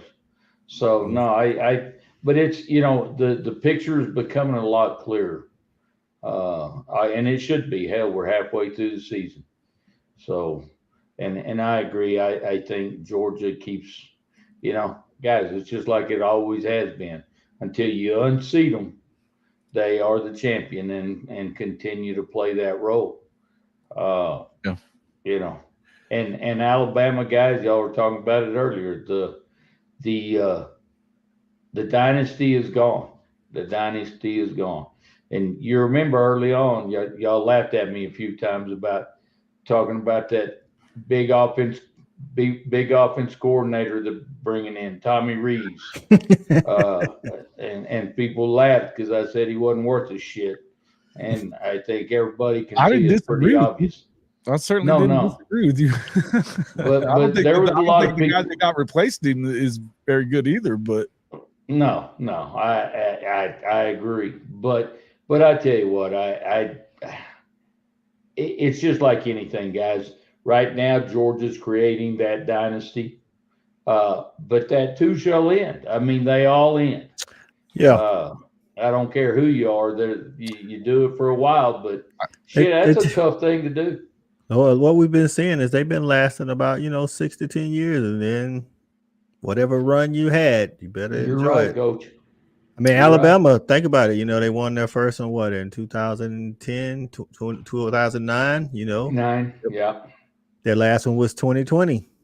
Yep. About a 10-year run. Clemson went to 6 straight, playoffs, 2, 4 national championship games, 2 national championships. That was from around 2015 to 2019, 20.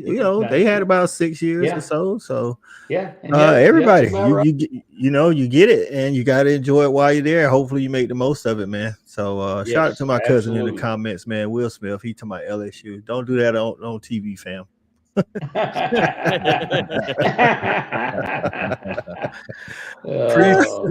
This is the second time he's asked it, so I'll get but I hadn't obviously picked mine yet, so just a second, Priest. Don't be so freaking pushy. That's my God. Please go make sure you get to the question. We're gonna get there. He got a baby on the way. He said he need an answer. Hey, he said he was going home for the night, so he's chilling right now. So I want to hear it. All right. Being the Okie Light, that's pretty fun. All right. So here's the deal. I had Clemson also. Obviously, that went up in smoke. I had Alabama and Georgia. And then I had Michigan. Yep, Michigan. Obviously, I think now, and if I was to look at it now, obviously, I don't, Clemson can't go. I'm not buying Florida State yet. I think that you could end up, whatever happens in the game with them in Florida State, Do they play them in the regular season? They do, No, right? no. So they'll only get them in the championship game. Yeah. that's Louisville, North Carolina, and Florida State, don't play each other. None of them. So Wow. So if Louisville wins out and North Carolina takes a loss and Florida State takes a loss, then you just have Louisville just took it on the chin last weekend there, Coach I. Yeah. That's what I'm saying. But before then, they were the only undefeateds in the ACC. And like I say, North Carolina still has to play Clemson. They still got to play Duke. Not for nothing, they still got to play Duke. And Riley Leonard might be back. I think that they may actually be cannibalizing themselves out there too. Big facts. As much as I've seen that out of the Pac-12. It's already started out there. It has already started out there, but I think that there's some teams that I think that Washington put themselves in a really good position the other day. I think that what you saw out of USC, we'll say it again, they're going to spiral out. I mean, they've got 5 of their last 6 or 4 of their last 5 are almost sure losses, in my opinion. That breaks my heart. Mine too, mine too. but look, I do feel like, I think that Washington put themselves in a good position. And I'll tell you something, I think that Dan Lanning, I do have a problem with him going for that twice. The first time before the half, I didn't have a problem for it. When you come back after the half and you don't get any more points, you don't get any points there either, and you lose by 3, that's a bad call. The one before the half, I don't care what the analytics say, you take that one because you get the ball back. Yes. You don't miss. You got to do one or the other. But I think that either way, you needed to get the points at some point there, right? You go ahead and tie that game up right there at the half. You take those 3 points, and then you come back out. And if you don't get anything on that first drive, worst case scenario is you already tied. But if you just that was just a bad decision. So I don't know. Oregon looks good. They definitely look good, but I'm not saying that they're out of the woods yet. Still, I know they lost to Washington State, but you've seen something out of DJU the last couple of weeks. I think that sets up pretty well for them as well. If they beat Oregon, I think Oregon's knocked themselves out. Now, I still feel like I believe Washington's going to go in undefeated. I do. I think they're going to go in undefeated. They definitely could. Except then if Oregon, but they do play Oregon State before that too, so I know that's going to be. And there could be that deal, but if you had, I still feel like let's say Oregon State wins that one, Washington's still in the driver's seat though because they've already beaten Oregon, right? And I feel like they're going to beat USC, so then you'll end up with two 1-loss teams in the Pac-12 championship. One of them gets to go, one doesn't. I believe that it's going to be Washington probably now. I'd love to pick Oregon State because I love, DJU's my boy. Love to see him move through there. And I wouldn't be super surprised if they did it. He just seems like he's playing very, very well, and he's at peace. Talking to his pops. Hey, he's flinging the freaking ball, dude. This is a different story for him. Now that being said, I think that Washington is probably the most complete team in the country when it comes to offensive juggernaut, and they're pretty good on defense too, man. I just think stop today, Washington will win the championship. Yeah, I think they would. And now today, I also think that Oklahoma could get in there though too. So today, Oklahoma's going to be, they're going to probably play Texas again in the Big 12 championship game. If they win it, I believe they're going to get in. I believe they're going to win it, and I believe they're going to get in is what I'm saying. At this point, I would have to change. I don't know what I think about the Big 10, but I do feel like I'll stick with Michigan and Georgia, and then I think it's going to be Oklahoma and Washington. That's where I'm at. All right. Hey, all of that can come true. Yeah. And then to Priest's question, is he referring to like Georgia, like the best dynasty of all time, or like the best team of all time? Well, it have to be the best run in history. I'd say the best run. I don't think you can argue that we definitely would have the best run because it hadn't happened in years, right? Well, yeah, and then Joe Klatt said it kind of best. Like, man, don't give me the 1930s. nobody cares. Minnesota Nobody or cares. whatever, when they didn't have a different game. when they didn't have face masks or something. I don't know, but and with the NIL and transfer portal and things of that nature, I think for sure it's the best run ever. I would definitely put it as the best run too. And I think if you look at like individual seasons, I don't see him winning it this year, guys. I just don't.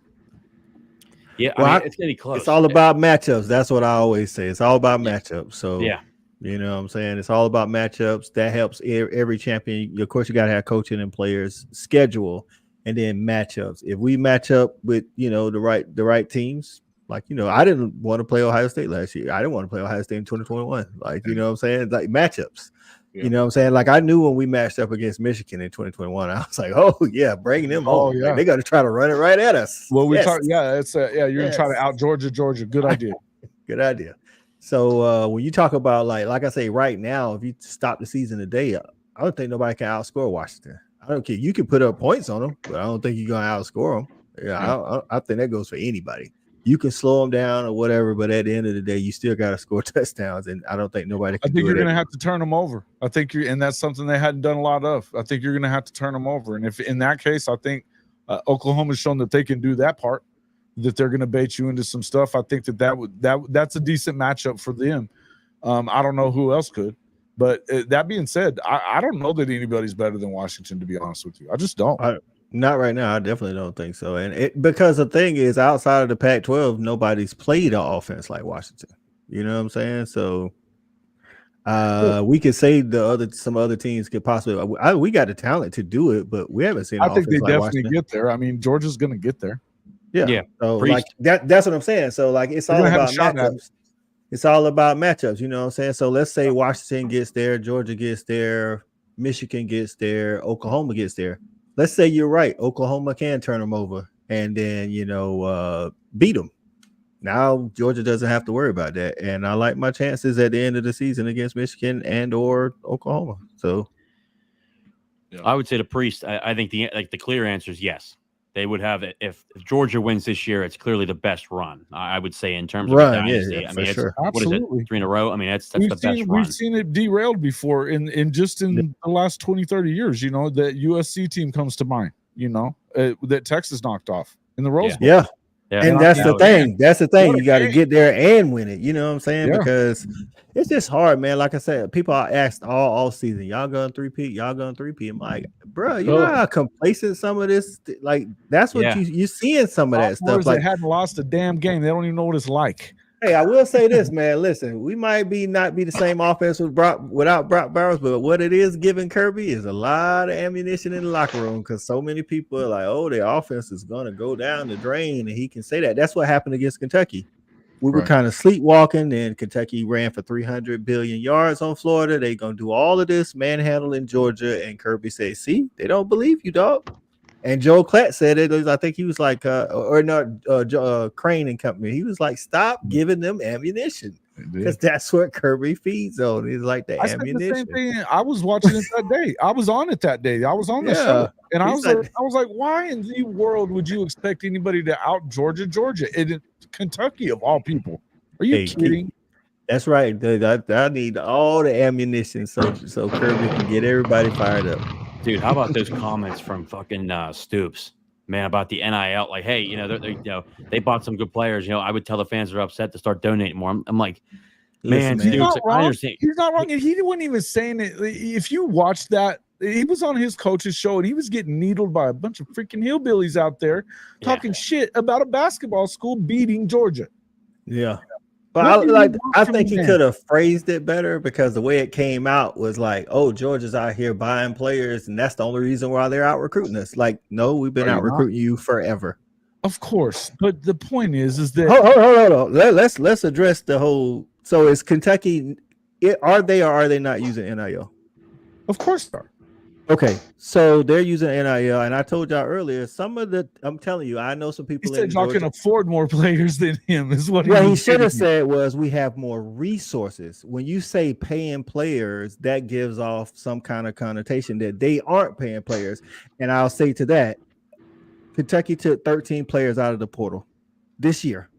Yeah. Georgia hasn't done that total in the last 3 years. Yeah, So I if we're get that. talking about, oh, well, Georgia's just out here buying better players. So, well, I can't help that you spent your money on Devin Leary and your money, you're not getting a return on your investment. We Sure went out not. and got two people in the portal, 2 wide receivers. They're paying off. So if you want to say Georgia evaluates better and we spend our money wiser, okay, yeah. But we do have more resources than he does. And like Kirby said, he was just trying to rile What's them the up so he can difference get in more that money. and them in basketball? I mean, when's Exactly. the last time? Yeah, You know what I'm saying? that's the whole thing, that you're not going to get those resources at UGA for basketball that Kentucky gets, nor would anybody out there expect it. Now, that's where I was at, is I don't have a huge problem with what he said. I really don't, because I know what you're saying, and I don't necessarily. Well, I guess because he made it seem like NIL is the only reason. He was basically telling a fan to shut up or pay it. Which is what I wanted him to say, because he's like, oh, they out here. Yeah, I'm like, I agree with that, out, Jason. I agree with that. We were out recruiting you before NIL. I agree with that part too. It's like we can't out recruit them in basketball, even though NIL is around, because we don't put the resources into the school. So that's just what it is. Yeah. So yeah, listen, no, and it's a big dang deal. I'm asking from the high point of a Georgia fan. I appreciate y'all being open to talk. Yeah, we're always open to talk. We're gonna talk it up anyway. We appreciate you being in here for real. Yeah. Okay. So Georgia has a shot at it. Hey, look, I don't disagree. I think that there's also, I think it's just a hard thing to do. We haven't seen it done. It has nothing to do with football. It's all about mental. Again, I tell people, man, there's true juniors on this. Not being really tested so far. I mean, throughout the year. If the first time you get tested is in the playoff, is that bad? No, not for Georgia, because your practices literally have more talent. I get that. They do. I mean, that's not even to be like, oh, we all that, but that's why Alabama was able to do, because the SEC West ain't always been good during this National Alabama championship teams are like that. I remember them talking about that. You know, Clemson, when they was winning theirs, it's not like the ACC was great, but they had great defenses. So they're, Trevor Lawrence and Deshaun Watson was able to play against that defense every single day. And it's like, when you get out there on Saturday, are you going to see a more talented team than you see every week? A different team, maybe. I think I think it's possible. It's just hard, man. It's like complacency again, man. It's, if you don't have something to get these 18 to 22 years olds up in there, mentally, that's hard, bro. Again, these juniors haven't lost but one game, and they don't know what it is not to win a national championship. You talking about big-headed, bro? At 19, I'd been walking around campus like, you can't tell me jack. Coach, do they win it? It's hard. Coach, you think they win it? They're gonna win 3-peat. Okay. I think so. Ain't no who else is gonna beat them right now? Give me their name. I think it's pretty wide open. No, give me a name of somebody's gonna beat them. Washington can beat them. I think Washington can beat them. That may be the only one, because there ain't nobody else that's gonna beat them. And I'm gonna tell you, there's a flip side to what we're talking about too. When we're talking about those kids have not been beat, they're just used to winning national championships. Well, you know what? When you get used to that, then your expectation is you're not gonna give that shit away. There is a flip side to that too. You can get complacent, but you also got you got that swagger. Yeah, and you're right. And so what are they going to do now? History tells us that it doesn't happen. Yeah. Well, guys, they're fixing to make history, because they're going to 3-peat. I will say this about Washington. If we were to play Washington in the playoffs, if they're going to beat us, they got to get us in the first round like Ohio State, where they have the whole 28 to 30 days. You're not going to do it in 1 week and then come. Like, if we had to play Ohio State flip, it's TCU first and then Ohio State, I think we beat Ohio State much more convincingly. I agree. And I think that they probably overlooked Ohio State a little bit too anyway, because they just watched them get housed. You know what I'm saying? Guys, You know, I know y'all feel good about Washington. That shit ain't happening. They're not going to beat Georgia. I mean, Arizona. They're the type of team that we talk about matchup styles make fights. Mm-hmm. I think that they're that type of team that can do it. But I don't know that anybody's necessarily going to do it. Okay. Yeah. JJ, do they win it? I think as we sit here today, I think when you look at these teams, there might be a different answer potentially. And I would say it's maybe 3 or 4 weeks when there's more of a body of work. But I think as of right now, man, you know, I think their quarterback play can be improved. But when you look at this team overall from just top to bottom, you know, I want to see them without Brock Bowers first. But I know this team, man. I've watched it enough. I got them at a 3P right now. I just think that they're tough. They're fast. They practice at a different level. They're dogs, man. Talk to any Georgia player. I mean, heck, like I told you, I got a guy on the staff that's down there. They practice at a different level. I mean, Kirby is up your ass. I mean, it's just a different level. That's why they're getting guys drafted at the highest rate going to the National Football League. And the guys that go in the NFL, they're absolute studs. Go look at Georgia University in the NFL, the Philadelphia Eagles. Go look at that roster, just full of all Georgia guys. Whenever they talk, the first thing they say, Broderick Jones here in Pittsburgh. He's with the Pittsburgh Steelers. He's going to be our starting left tackle here going forward. He had a hell of a game this past weekend. He just said, this past week, he said, look, I was prepared for this moment because when we went to the national championship and we were preparing for the college football playoff, we had a choice. And Kirby gave us a choice. Do we want to go hard as hell and practice hard as hell going all the way up to the game? Or do we want to start laying it back? He goes, hell no. We went full tilt. I think Georgia was the only team, maybe besides Ohio State, because Ohio State had something to prove because they get into the playoff and they get their ass kicked every time. But Georgia is a staple of what they want to do, and that's hard-nosed football. They got the pads on every single day leading up to the college football playoff, leading up to the national title game. Yeah. I just think they're just a different type of dudes, man. They're a different type of dudes, different type of coaching staff. Haven't seen a team like that yet. We'll see here in about 4 or 5 weeks, so what that's going to look like. But I do have them winning it. And their second team. We talk about depth in college football, man, and their depth. Their second team kicks a lot of people's asses in college football. Oh yeah, yeah. And that's why you're not beating them. That's why you're not beating them when they play bad. Yeah, exactly. And also, like when you talk about it, it's not just can your players line up and play, because a lot of teams have players. But I said that about TCU. Sure. TCU was able to do that all the time, but TCU hadn't been on that stage. That matters when you coaching. You tell you prepare your players, and Absolutely. Hey, we've been here before, players.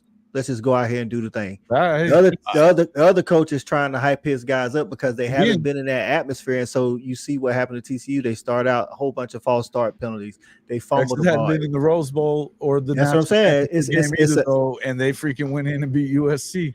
They did. It's that, but I mean, when you watch, but that's an exception. You can't make the exception the rule. The rule. I mean, and again, the exception is you got to win. You got to win your first one to win your first one, though. To get all that experience in these things, you got to win one. Hey, I'm not on here saying that. I'm actually I got a little bit more doubt than Coach and JJ, but just because of. Like I say, I know how hard it is to repeat, but I agree with everything they say. Though I don't see it happening. I haven't been as impressed with Georgia, and I've been watching you guys, and I think that they're good. I think that they're good everywhere, and I think they're going to run through the rest of the SEC.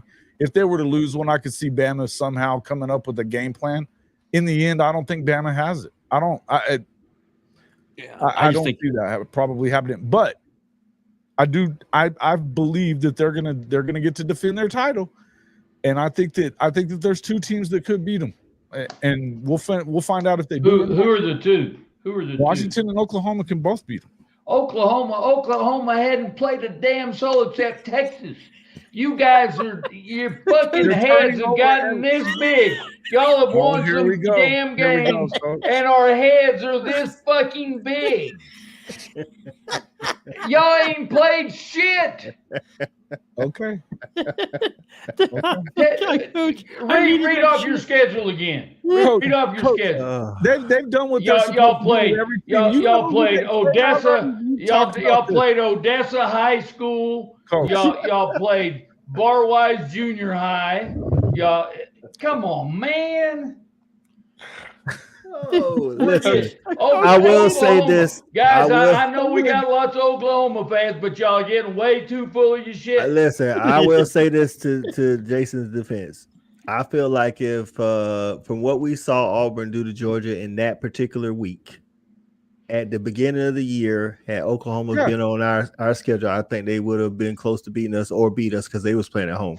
Do I feel like the same way at the end of the year? No, because I feel like Kirby will figure it out. But yes, if they was on our schedule to what we saw against Auburn and how their quarterback ran on us, because Dylan Gabriel can run and he can throw. But like I say, I told Jason this already. It's like, but going down the line, I think Kirby's gonna have time to adjust to that. I mean, we gotta play Tennessee, we gotta play Ole Miss. We're probably gonna have to play Alabama or LSU. So we're gonna face at least 3 more rushing quarterbacks, if not 4, and 2 of those guys can actually pass. So in the playoffs, do I believe that? No. But today, hey, I mean, if it's at Oklahoma, I'll tell you one thing. He has had national championship defenses recently. He's done a lot more as a coach than what your boy has done at Notre Dame. I don't give a shit about that. What he's done recently, play a fucking schedule. Play a fucking schedule. Oh and then my I'll have God! that Coming from Notre Dame, coming from a Notre Dame fan, the first time they ever fucking play a schedule, and we're gonna hear this shit. Well, I didn't say that. I would agree with that. I would agree with that. The first time you've ever played a schedule, and we're gonna hear that shit. I agree. When they got the Georgia game pulled from you, I don't want to hear that shit. I agree. Get out of here. Yeah, you're going to hear it. You're going to hear it because it's a fact. You know damn well it's a fact. They're going to have to. You know it is a fact. Look at your damn schedule. Everybody that's done what they're supposed to do. Have they not? Look at your schedule. Notre Dame didn't. Well, I'm not talking about Notre Dame. We got our ass kicked. I know what the schedule is. I know. I'm just telling you, y'all's schedule does not set you up. How many times have I said that they have to be undefeated to even get into the playoff?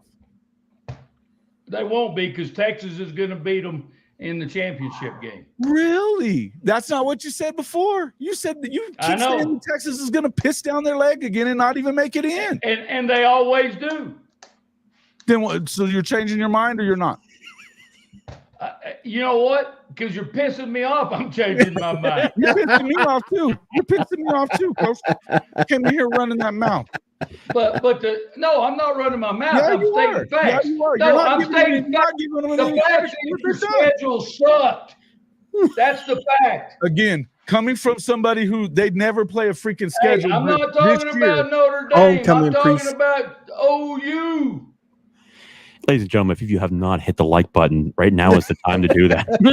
We're giving this, hey man, you can't find this kind of content. You know what I'm saying? That right there has got us at least 100 viewers right there. You're welcome, folks. That's why we're here. That's why you're there. If this is your first time tuning in to the College Football Hall of Fame, this is Jason's show and Coach's show together. So that is host and co-host going at it. And I love coaching. We're gonna be fine. But I'm gonna tell you, we can tell each other exactly how it is. And look, they turn people over. They're gonna play, and you know damn good and well that this defense is good enough to go and win. It is. I'm not saying that they're definitely gonna do it. I'm saying they win against who? To win against anybody in the country. Anybody in the country. Anybody in the country. They could. I'm not saying that they're definitely going to do it. I'm telling you they can beat anybody in the country. The coach was holding that shit in the entire time. He was waiting for it. He didn't have to like it. He's upset.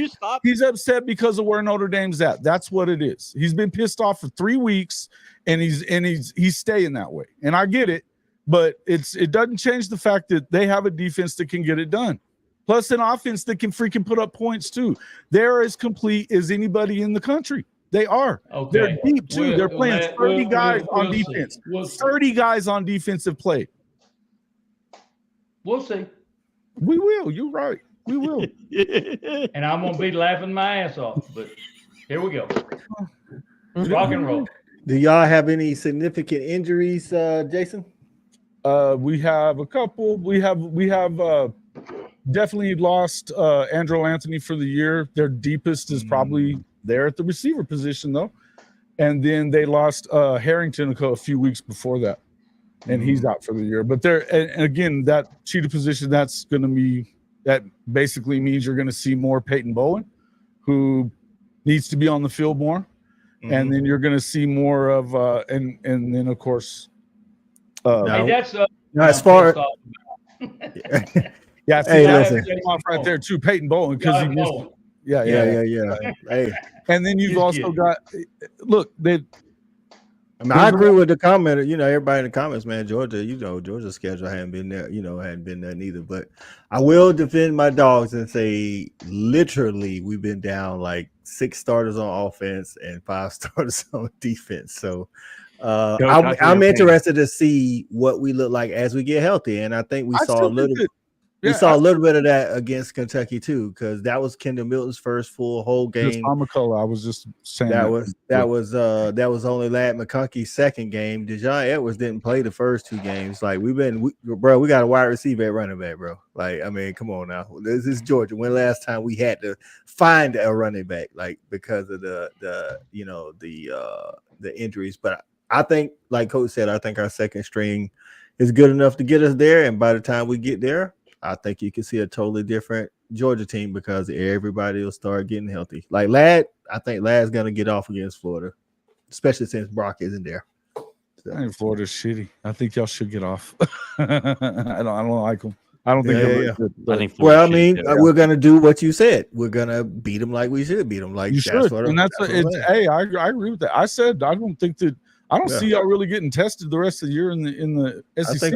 Maybe if you get Bama in the championship game. I think Ole Miss will bring a good game to Athens, but they do come to Athens. So yeah. When is he going to win a big one? You know what I mean? Until and as much as I actually like Lane, but when Lane wins a big one, it'll be the first time he has. And then, like Coach said, I think what you'll see is if Georgia does get into the playoffs, which I expect them, it's going to be hard for them kids not to be hungry for another one. It's like if you want to do it, you need to keep them out of the playoffs. You know what I'm saying? So I get it. It's like you saying that you don't want to go. It is to win too, but hey, I got to let JJ get out of here. JJ, tell everybody how to find you. Yep, you can find me at Talking College Football with JJ Kitchen on YouTube, or you can find me on Twitter at JJ_Kitchen40. Guys, again, this is always one of the greatest shows to watch. It's one of the greatest shows to join. Coach I Show, again, the Fanatic Sports Network is another great show. That's why I've been on both. I don't go on every show. JJ Kitchen Show. That's right. It's an okay show. The guy that runs the thing is a real jagoff, but guys, please, again, if you haven't liked the show tonight, make sure you do it. You don't see this stuff anywhere else. You get real content, real opinions, no bullshit in between. I think it's why this show's so great. It's why these guys are so great. Continue to listen to them, guys. I always appreciate it. It's so good to be back from a busy schedule. It's almost like, I feel like in my back, there's a bear shit in the woods. Yes, he does. And that's why I'm back, baby. That's what happened. Shout out to JJ, man. Shout out to JJ Kitchen. Appreciate you coming on, JJ. We'll see you on the next one. All right. I love you guys. Be good. Hey, see you later. Hey, 2 weeks, baby. 2 weeks. I may be up there, by the way. We haven't. I always like watching ass beating in person so I can jump off the stadiums. That's always a good thing. Yeah, right. Y'all playing damn good. I don't know. We'll see if this new quarterback keeps it going. But man, the top 15 win wasn't bad. But we'll see. Notre Dame's a good place. For the Heisman, you had a Michael Penix. Penix for the Heisman. Okay, cool. Penix. All right. All right, fellas. Love you guys. Be good. I'll talk to you. Man. Later, man. No love for Jackson Dart in the comments. No love for Jackson Dart in the comments. I like Jackson a little bit, but I think Jackson's played pretty good. He can run again. Like I say, it'll give us another person again to practice on because he can run. Lane likes to run the quarterback. You know what I'm saying? So yeah. Okay, here we go. Well, that's pretty much down to what we came to talk about. Winners and losers. Coach, did you have an early winner to the season for the first half of the season who you thought was the best or that did something that you didn't expect or whatever? Who do you think won the first part of the season and lost it? You know, I mean, You know, I think we've been talking about them a little bit is Washington. winning it. Yeah. Yeah. Well, you know, the biggest thing is Michael Penix to stay healthy. Yeah. Yeah. No doubt. I mean, and there's a lot of football to play left, by the way. There's There's still a ton of football. It's easy to get caught up in what just happened in the first half. Big facts. But the truth is, shit changes from week to week. So absolutely. And again, I even said in order for OU to get to the CFP, they got to win out. I don't think that this is not a year that you can afford to lose one, unless you won. I think unless they had lost in the Red River game and then beat Texas in the championship game, then they might have been able to. Otherwise, I don't think that you can win. I don't think that you can lose this one now and have a try. I really don't see it happening. I think that they would probably throw in 2 teams from the Big Ten first. I think that might happen anyway. Yeah, agreed. So in the end, you know, I think there's a lot to go. There's a lot to happen as far as biggest loser coming out, though, Coach. Who did you think on that? Biggest loser out of the first half, I'd have to say Clemson. Okay. They just they really disappointed. Lori. Yeah. Yeah, I think JJ said that too earlier. Mm-hmm. Yeah, I think so too. I think that like I say, I think up there, but I had SC because I think we've seen them spiraling, and the expectations out there were big, playoff or bust, pretty much. And you've been hearing that shit, Bumble. You've been in here a lot talking it. Mm-hmm. You know. Yeah. I don't see there's a way that they get less than 3 losses by the time this is all said. Well, you know, you said that at the beginning of the season, Jason, with the 4 did. losses, and it is actually looking more and more and more likely. I mean, because the Pac-12 is it's a lot of good teams for one. That's the first thing. But Lincoln Riley just refuses to play complimentary football. It's not that they don't have the team to do it. They got the team to go undefeated. They got the players, man. They got the team to go undefeated, to be honest with you. Especially because they can get out on you really fast. But the problem is they don't hold it because he just wants to keep passing the ball. 4 losses all year, so I'm sticking with him. But I think that at the minimum it's 3. Yeah, I think you're right. Because, look, when you don't – the Arizona game's a perfect example. They missed that field goal, and they were in field goal range or whatever, but he gets it down there, and the kid, 15-yard run, gets him a first down and goal. They take him out of the damn game. Like I Caleb say, Caleb has almost a fumble. He fumbled the snap. He tired, boss. Tired. Absolutely. Absolutely. I've been saying it. Listen, man, I'm gonna tell you, for those that don't watch USC a lot, when they play on TV about midway through the 3rd quarter and they pan into Caleb's face, look how he is winded. He is he's having to do way too much, dog. Like with all that talent he's having to work way too hard. Hey, Bumbo, you know, you were in here last week talking about how bad USC was going to beat the shit out of Notre Dame, and we're supposed to listen to anything you got to say now? Bumbo says wrong answer. Y'all took an ass whooping. That's right. I mean, you were talking about beating the shit out of them. So, I mean, you think anybody cares about your predictions? We don't. Oh, he's a USC fan? Yes. Hey, man, don't blame us. Blame the coach, man. It wasn't, I will say, watching the game, it wasn't all on the defense like it normally is. So they can't really blame the defense for that Notre Dame shellacking. It wasn't the defense's fault, and it wasn't their the defense fault they lost the damn Arizona game either. Because y'all had a couple of turnovers that turned into it wasn't the defense's fault there. Yep, they had Notre Dame had a couple of turnovers. We didn't have to take the ball very far. That's what I'm saying. Y'all had some turnovers that got y'all right in scoring range, and that's not on the defense. Because our offense has been stagnant for weeks. Yep. So, hey, that's again, we can put a lot on the defense other times, but you know, that's definitely not a night that they could put it on the defense, man. Listen, but the Notre Dame, what I'll tell you is as much as I love this Oklahoma defense, the Notre Dame defense is legit. That's because they're physical at the point of attack. They're physical at the point of attack. Same thing I said that after the Navy game. I knew it was just Navy, but I was watching. I was like, they just look so much more physical. Coach, I've been saying it all year to you also. How physical they are. You can guys don't like to get beat up on like that all game. USC is soft as baby shit. Notre Dame isn't. So 21 points on total of 50 yards, Hank said. That's what I'm talking about. Like Caleb, you know. But again, some of those are on Caleb, but they not. Like the dude's tired. Lincoln.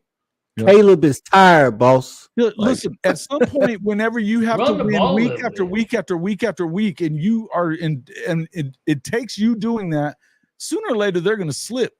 Listen, Marshawn Lloyd is fresh. This is the first time. This is literally the first year in his college career that he's been 100% the whole year, dog. And he is the rock. When he gets the ball, he's literally getting 10, 15 yards, 20 yards, 30 yards, 7 yards. It's like, why not just give him the rock? Let Caleb take a game off, man. We good. Like Caleb ain't winning the Heisman, dog. I'm sorry, he's not. Let him take a game off. Well, he won the Heisman on the Notre Dame game last year, and he lost it on the Notre Dame game this year. So, but you're right, man. Give the rock off to your running back, man. I don't know why you wouldn't. Marshawn Lloyd's a bad dude, man. He's a bad dude. He's smooth runner. He's big. I tell you what. I don't understand it. Most coaches, that quarterback would be mad because Marshawn would be. The way that they can't stop him in the Pac-12 is ridiculous. It's so most coaches would be running the ball ad nauseum because people would be like, man, throw the ball a little bit. Because just think what that does for your passing game, man. Think about what it does in today's game with the new rules on the first down that don't stop. It takes away possessions from the other team. It gives your defense complimentary football. It gives your defense time to rest, and it shortens the game. But you know, obviously Lincoln has to score, 50 every game. 50, yeah. It's until he doesn't. Until he doesn't. Yeah, exactly. Until he doesn't. That's how it works. That's how it works with him. Look, we've seen this movie before. I've been telling Bumbo, I've told you this too. But guys, y'all gonna let this dude get away with all this shit that he's talking in here? This is the mafia. About? Don't allow it. Don't allow it. Hey man, I gotta get up out of here, Jason. I do too, man. It's time for us to go. Yeah. So y'all make sure 9:00 tomorrow on the Fan Addict Sports Network. It's the first official Fan Addict Sports Top 25. All right. A little infusion of BCS and playoff. Hey. Oh, nice. Hey. So y'all tune in, man, and Jason will be on there, guest hosting, man, and we will be taking some call-ins via the StreamYard link. So it's gonna be fun, man. Should be fun, man. I appreciate y'all having me on as always. Awesome. Always enjoy you, Coach I. Coach I, we love having you in, man, and appreciate you coming in tonight. And I'm excited about tomorrow, man. I usually don't do much on Wednesdays, so I'm excited about this one. And I know since you were doing this, I was like, ooh, I like it. I'm interested to see what kind of feedback we get, man. So it's gonna be interesting. I didn't use a lot of criteria, but hey, it's criteria. You know what I'm saying? That's one thing about the college football playoff, man. They never really tell you like why this team is better than this team or why they chose this team over this team. You know what I'm saying? Okay. So I like that. Yeah. I like that. Fully transparent. We're gonna invite y'all into the room. Nice. Awesome. Love it. All right, Coach. We will see you tomorrow. And all right, man. Folks, make sure you get out there. If you're not already a subscriber to Fan Addict Sports, I don't know what you're doing. Get out there. Make sure you do it. That's right. We'll see y'all out there tomorrow for sure. Later, brother. All right, Coach. I gotta get out here and get to work as well. Okay. We had a little lively time. First time we've done that in a while. Shit. I love it. Me too. Sometimes you just gotta get it out there. Say what the hell needs to be said. It's all right. Listen, man. Oh, I love you too, Coach. You know that. But Big Bumbo, I'm starting to not like you very much. Well, I'm probably lucky I can't see his stuff. Well, he's loving on Notre Dame and hating on OU, just doing what USC fans like to do, talk shit. And and especially now that they're, that they've lost that first of many, but they've been trying to lose for weeks. And like, we believe anything you got to say. The problem there, bottom line is, we all know their problem there. It's Lincoln Riley. Yeah, is the problem there. And delusion. Shit, I was watching Prangley last night, guys. If you haven't gone to watch that, it's good comedy. I actually need to take those videos. I did do some screenshots, some screen recordings, and I need to compress them to put them up on the website. Yeah. But I'll toss them in. I'll toss them up on the website. Prangley was I thought his head was going to explode. Really? Yeah, because Matt was the guy that was with him co-hosting. He was basically reading what he had written in Trojan Wire, right, and basically how he had talked to an Oklahoma journalist that had covered him for a few years, and basically everything that I said to Prangley that night on the Voice of College Football, other than the word clown, he said the same shit to him about Benny Wiley and about the whole thing. Wiley, the way that Riley runs shit, the way that Grinch is, everything I said was repeated, and you saw smoke was coming out of Prangley's ears. It was cute. He is a total tool. I'll give you that one. You get that one on the screen. That's it. Complete total tool. And he was talking so much. And now the USC fans were pissed, and they should be pissed because they should be a bill of goods on what this guy is, and you have wasted Caleb Williams. You have wasted him. Wasted. Yeah. Well, there's been a. I don't care what anybody says. They don't have to like what's being said. This isn't wrong. None of it's wrong. A lot of talent wasted there. Absolutely. It's unfortunate, but it is what it is. Yeah, and he's an idiot is what he is. He says he's a terrible. The guy didn't know shit about football, which is what I told him on Voice of College Football that night. I was like, you don't even know football. You know what he said to me? There's a guy on y'all's team named Stick. He's not a stick anymore. Bullshit, he's not. I don't buy it.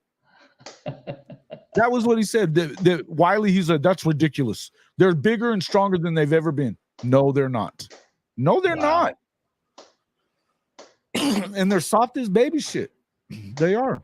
Well, and I tell you what, we haven't really controlled the fronts a lot in our ball games, especially the last 3 or 4. Until we hit USC the other night. We controlled both sides of the ball down in the trenches. Oh, so dude, it wasn't even fucking close. It wasn't close.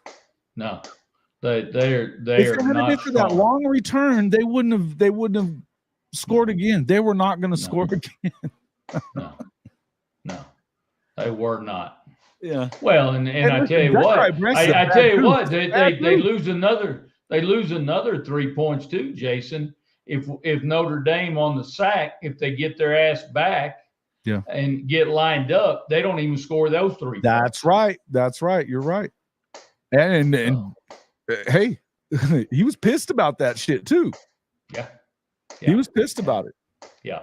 And he should have been. But again, the blueprint had been written the week before. Yeah. They were just not good enough to finish the job. And I think Arizona's got a hell of a coach, and I think they're on their way to being decent. But they're not there yet.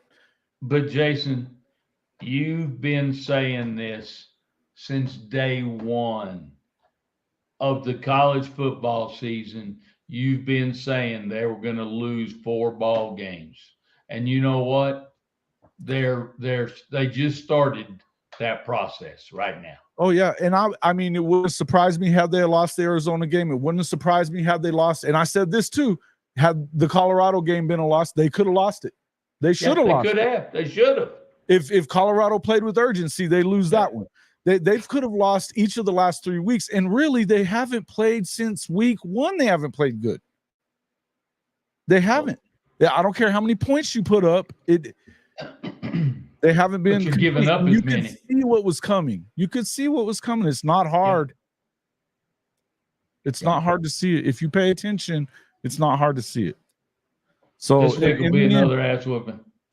Oh no, I think that, and everybody's like, well, I don't know though, but not having Cam around. Cam didn't outplay Caleb last year either game. Yeah. He didn't. That's not what beat him. Nope. And they're better. Utah's probably better. You know, I agree. They're probably better from top to bottom at Utah than they were last year. They are better according to Witt, and I believe Witt. So anyway, sure. I see them losing. If they somehow win that one would be the one I expect that they might. That one. Right. They'll beat Cal, but then they're going to lose to UCLA. UCLA's got a hell of a defense. And they'll lose to Washington and Oregon. Oh, no doubt. So no doubt. Yep. So I think so. I think that's what's going to happen. Guys, good times headed for the Trojans. Do you got Penix winning the Heisman as well, Coach? Yes, sir. I think he's in the lead right now. I think he's in the lead right now. He's definitely in the lead. And I don't know.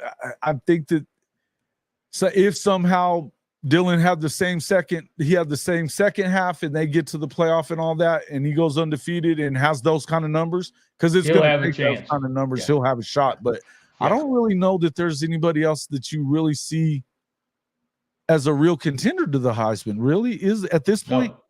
No, I don't see anybody else. Because I think Bo Nix kind of screwed himself out of it too. Look, your Heisman moments were those fourth down plays that you didn't convert.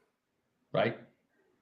No, I don't. Somehow we're to win it, come back and win the whole thing in the pack. I mean, then maybe. But I still don't see it, man. I don't think Bo's that good.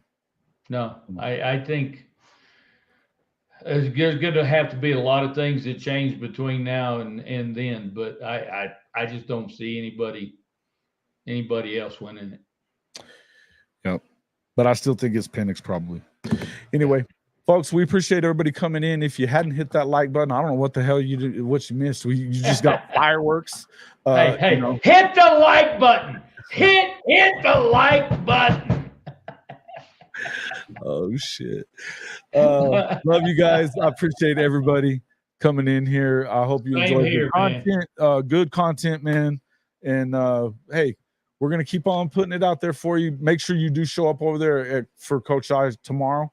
And we're done. We're all done there, Priest. We're finishing it off. But hey, yeah. And I don't know if you missed that second part of Coach was talking shit, and I came right back at him and talking some too. So you might want to rewind. But anyway, make sure you guys check us out. If you're not already subscribed to the program, please do show up and subscribe to the channel, man. We appreciate that. We love building this community, and we appreciate it. Love everybody that comes in, man. Heck yeah, awesome. Man. This community gets bigger and bigger and better all the time. You know, we definitely have the best, but we have the best guests. And, you know, we put out great content, man. And these guys that we bring to you, JJ and Coach I, are unreal. You know, Cody's unreal. You know, we got some good content creators that grace us with their presence on this show. You know, but I mean, the list goes on. Jay, and then, you know, Ty from around the table, PG on occasion been in here, you know, a little bit, you know, Tim Fitzgerald. Honest over and over. I mean, we bring guys in here, and we're going to always do that. Heck, we even bring in former Sooners, you know, Stephen Coleman, being a regular on the show lately. We appreciate him. Look, hey, Big Dave Uyunglele loves the show. We love Big Dave. I mean, you know, you're going to get great content here, and we love bringing it to you. So make sure you hit that like button, and we will see you on the next one.